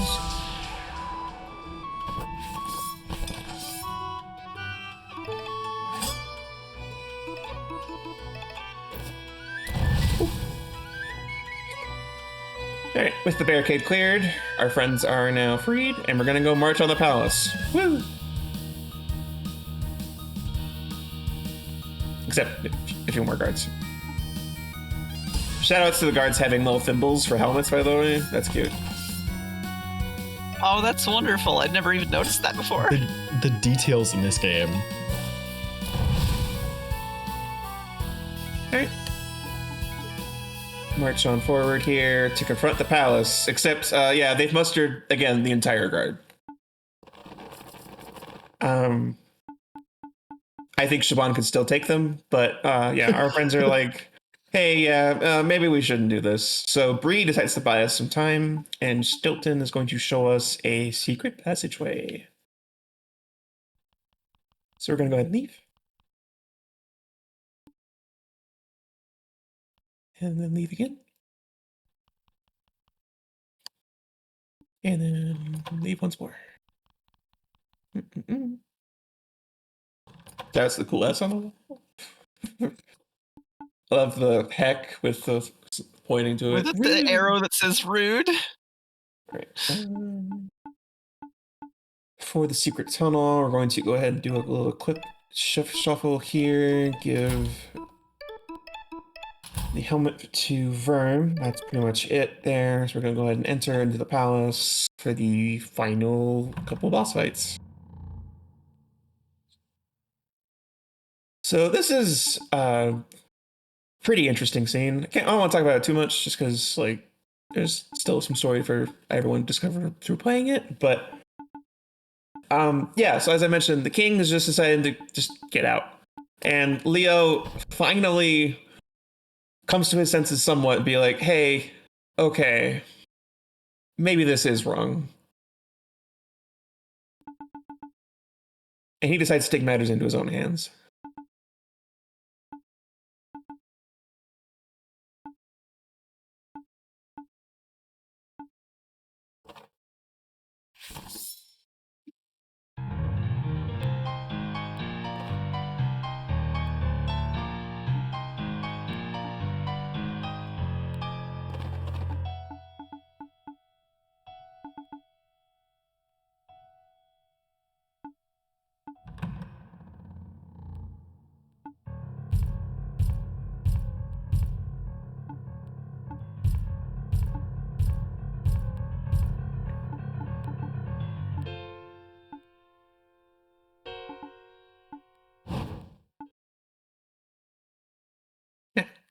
So, yeah, with that, while that's going on, our friends are breaking into the palace. We knock over yet another Patreon, or not Patreon, Kickstarter backer. Yeah. And going to go ahead and do some splitting of the party here. Verm is going to go talk to the king, not knowing, what just happened. And the rest of our party is going to go focus on Excalibur and stop that bomb from detonating. So that's where we're going. This is the best song in the game, by the way. It makes me really sad that we don't get to listen to it very much because this fight is going to go very quickly. But first we have to climb up these stairs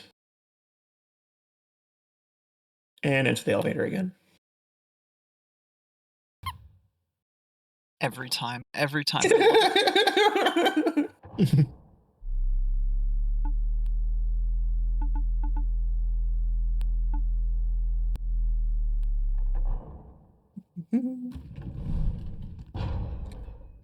Alright, so we're going to go ahead and march right in and have our boss fight against Plague Master Aquila. Oh, come on. Thank you.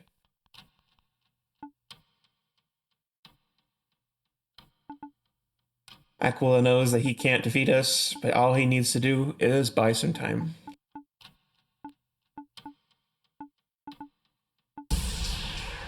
This is a time sequence, but trust me, we don't need it. Turns out he's also buff the whole time. Okay. We're going to overclock. Going to shield break. Going to encore Shaban. Our planet faces an unprecedented threat. We must have Overclock again. time is running out. Going to overpower for the 4th time. Do we need to heal Shaban? Yeah, the mushroom will heal. Okay, cool. Encore Shaban here.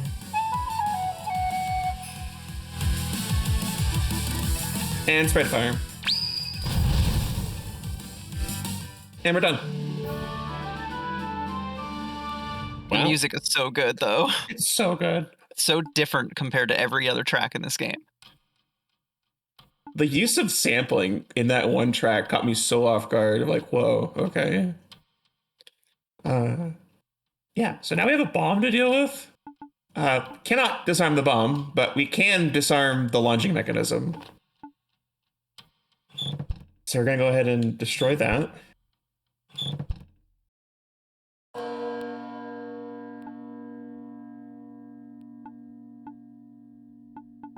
So things are safe for now.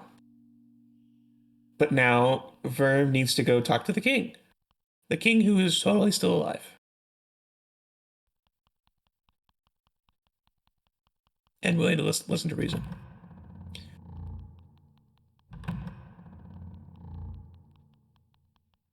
Oh, yeah. Yeah, he won against everybody. He is the Blade Master for a reason. This is a really interesting dialogue exchange that, again, we're kind of skipping past, but even after killing the king, Leo is still scared of Verm and what he represents and decides to put a stop to him right here, right now. However, Verm is powered up. We have Nimblefoot.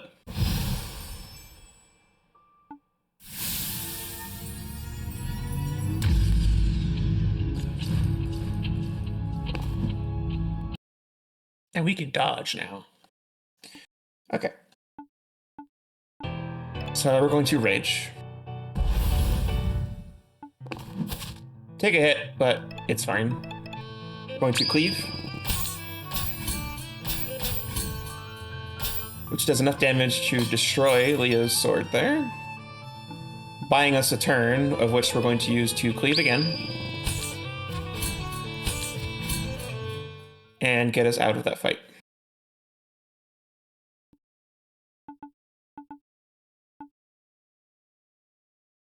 And he is now gone. And we're going to go on and confront the Yellow God, the final boss. But, of course, we're not doing it without our friends. So we get We are one definitely final safety saving here because Yes. the worst RNG of the whole run is right here at the end. Unfortunately. It sure is. Give the helmet to Shaban here. Do some level ups. Level up Verm. Level up Shaban. And do our safety save as mentioned here. And get my notes ready because this is the most intense fight of the run. I sure am ready. This run started with us entering heaven, and it ends with us entering hell.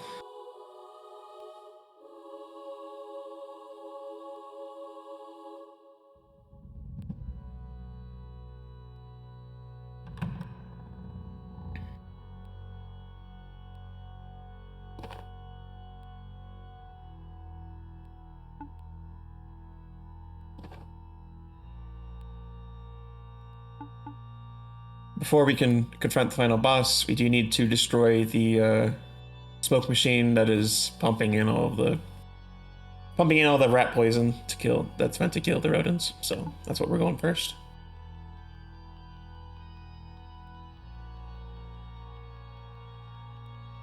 I love how this scene looks, by the way. It's so imposing, and the visual effect that they got on like the backdrop is just so weird and off-putting. It's so cool. I love it.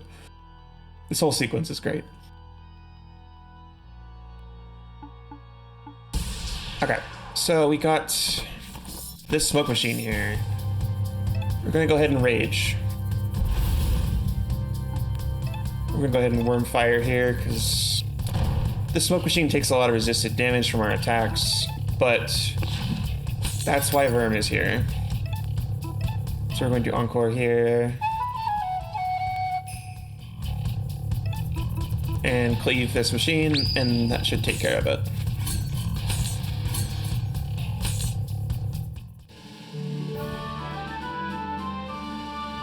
And just like like all the very best RPGs, it's time to fight God.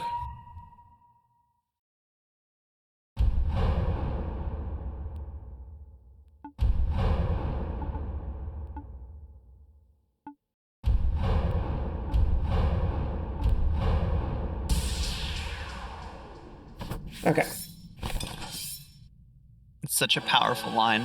No, I'm not okay, but I'm not running.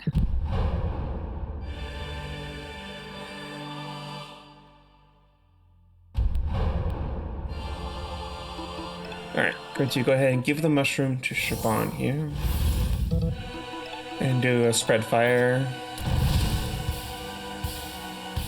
Which gets us to the first phase here, to the actual fight of the actual final fight here. And you'd be very particular here, so I'm gonna focus.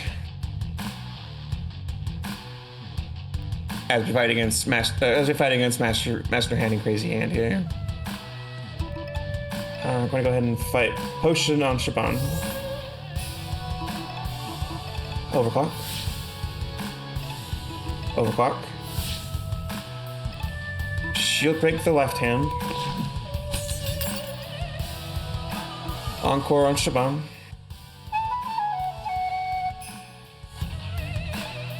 Overclock. Hope that Shaban doesn't get hit here. No, every time. Every time. We'll see if we can figure this out. Okay. We're going to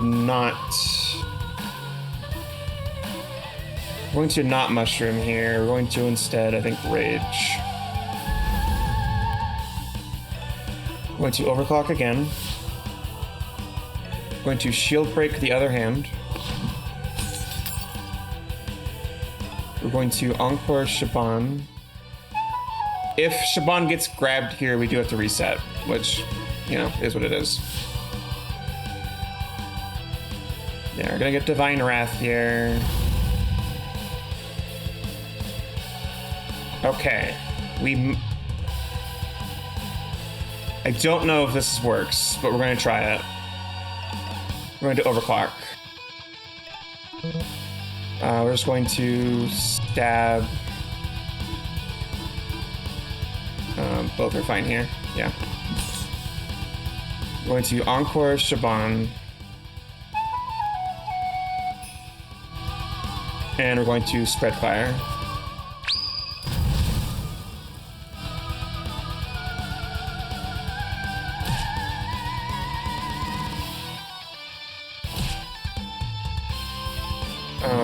We're at... Okay. Let us cleave the left hand here. I think I should have given the mushroom, actually.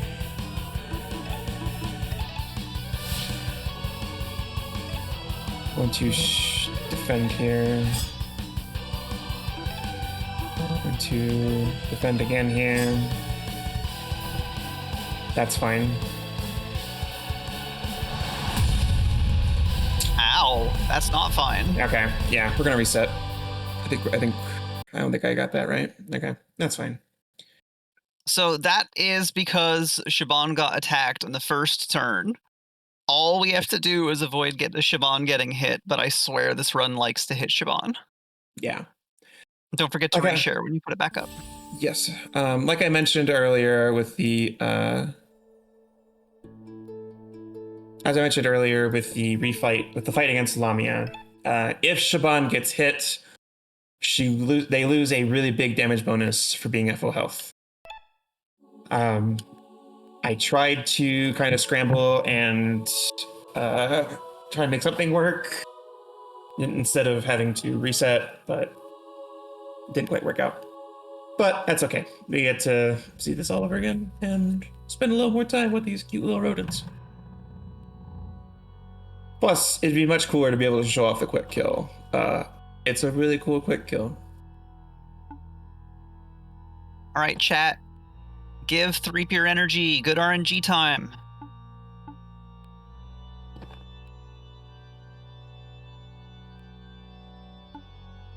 Yeah, the goal, if I do get hit, the goal that I'm trying to accomplish is to buy an extra turn for Shaban to overclock to try and compensate for that damage that I'm losing by not being at full health. It's just Verm getting grabbed wasn't great because then I lost my ability to throw out the mushroom. Which I think if I'd given out the mushroom before Verm got grabbed, I might be able to accomplish that. I don't know. It's fine. We're good. It's a little hard to say because then Shaban ran out of energy too. Yeah. Kind of like you're setting up, and then when the setup doesn't work, it's it's really hard to low on say. resources. The we're gonna worm fire again here. Going to shield break here. This game is very much not RNG dependent, but when RNG does get involved, things can get out of control a little bit.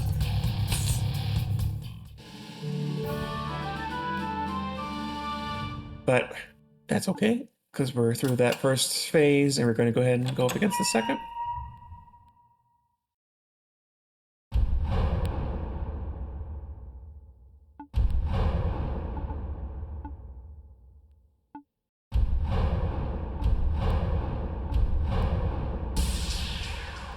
Alrighty.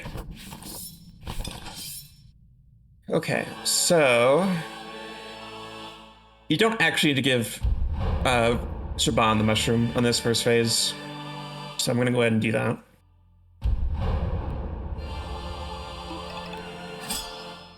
Something I did not mention when we first got them, but the consumable items that I have regenerate between combats. They're not one-time use items. Okay, refocusing on this. So, Master Hand, Crazy Hand, and we're going to go ahead and Potion on Shaban.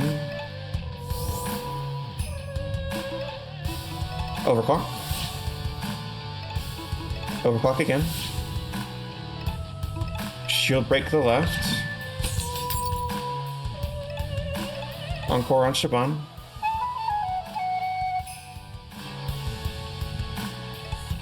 Overclock to 4. Now we hope. Alright, we're good. We're out. All right, we're good. We're out. Mushroom to Shaban. Overclock to 5. Shield break the right hand here. Encore Shaban. And Shaban, take us out.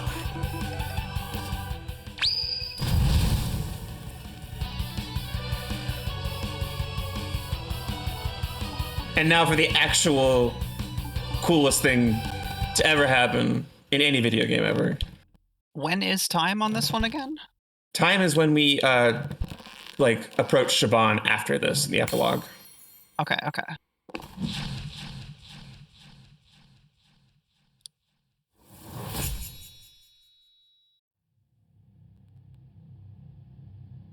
I won't match the dialogue for this one just because it's really cool.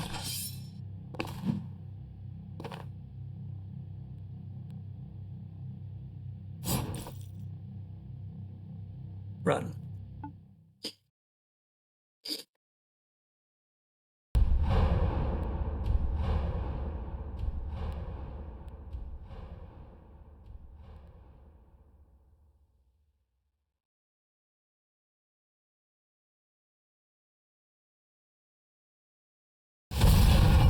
Oh yeah, the bomb went off too. But since it wasn't launched, it was only in the clock tower. Yeah.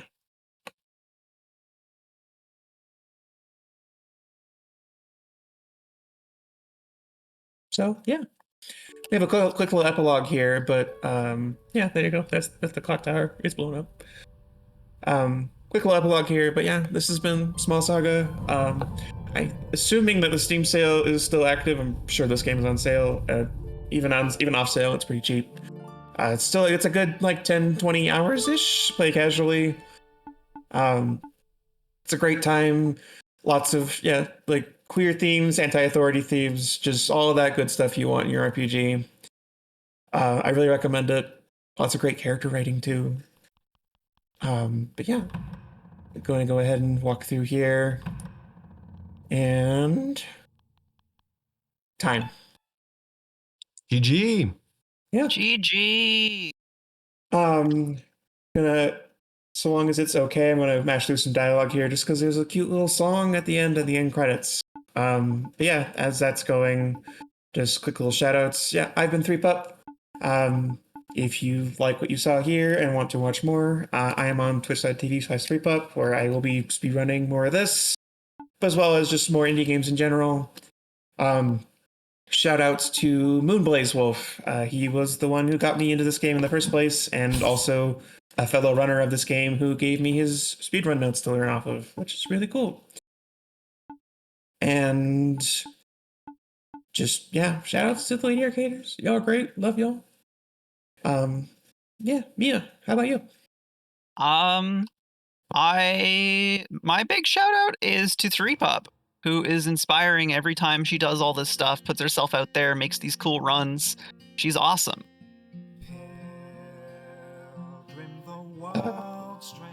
Yeah, I think with that, we'll let this song play us out and hand it back over to Birch. Thank you, Threepup and Mia, for joining us once again today. This was an amazing run, and I know for sure I'm definitely picking this game up. This has been amazing. Chat, as we sort of wrap up Small Saga, we do still have one more showcase today. That is Hitman by Selkuthmine coming up. But before we get into that, we are going to jump to a quick short break once again.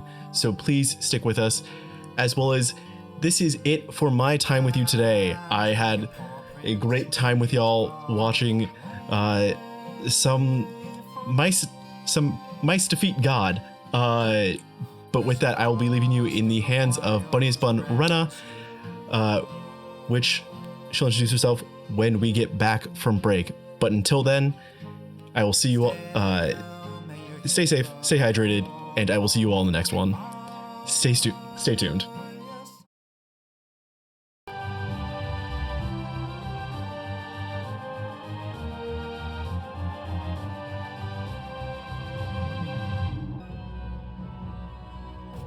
And we are back. Thank you all for stopping by the Trek Mode. It's fantastic to have you all as always. And I feel wonderful getting to be here every time they give me the opportunity.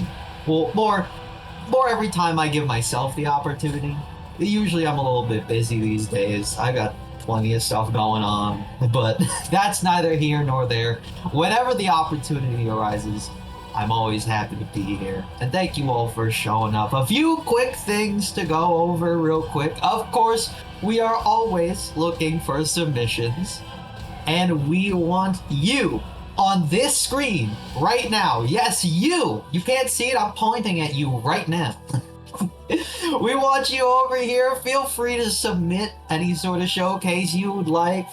Whether you're doing the thing I do, taking my job and talking about video games, you got a cool speed run, anything video game related, we'd love to have you here. The more people, the better. And of course, next time on a Trek Mode, we've got plenty to look forward to still. Off on October 16th, it is time. I don't know if you've heard the bells tolling, but it is in fact Halloween season, my personal favorite Halloween season. And to match the vibes, we have Tora, who will be chilling in House Flipper 2 to be making a cool Halloween-themed house, at least as far as I know. I'm certain to hopefully at least be watching. I honestly, I'll be real, I'm not usually one for House Flipper 2 content, but I think we all share a general appreciation of Germa, so that's enough to get me there. I'm very excited, and you should be too. You're not going to want to miss it. That's going to be happening October 16th, 9 p.m. Eastern Standard, so make sure to be there. With all that out of the way, don't go anywhere. We've got one of our friends to raid into. We're going to be going over to Beam Queen Soul, playing the Dog Island. What is the Dog Island? I have no idea. That's why it's your job to find out by sticking around for the raid. You hear that? You gotta tell me when you're done. Because I got stuff I gotta do.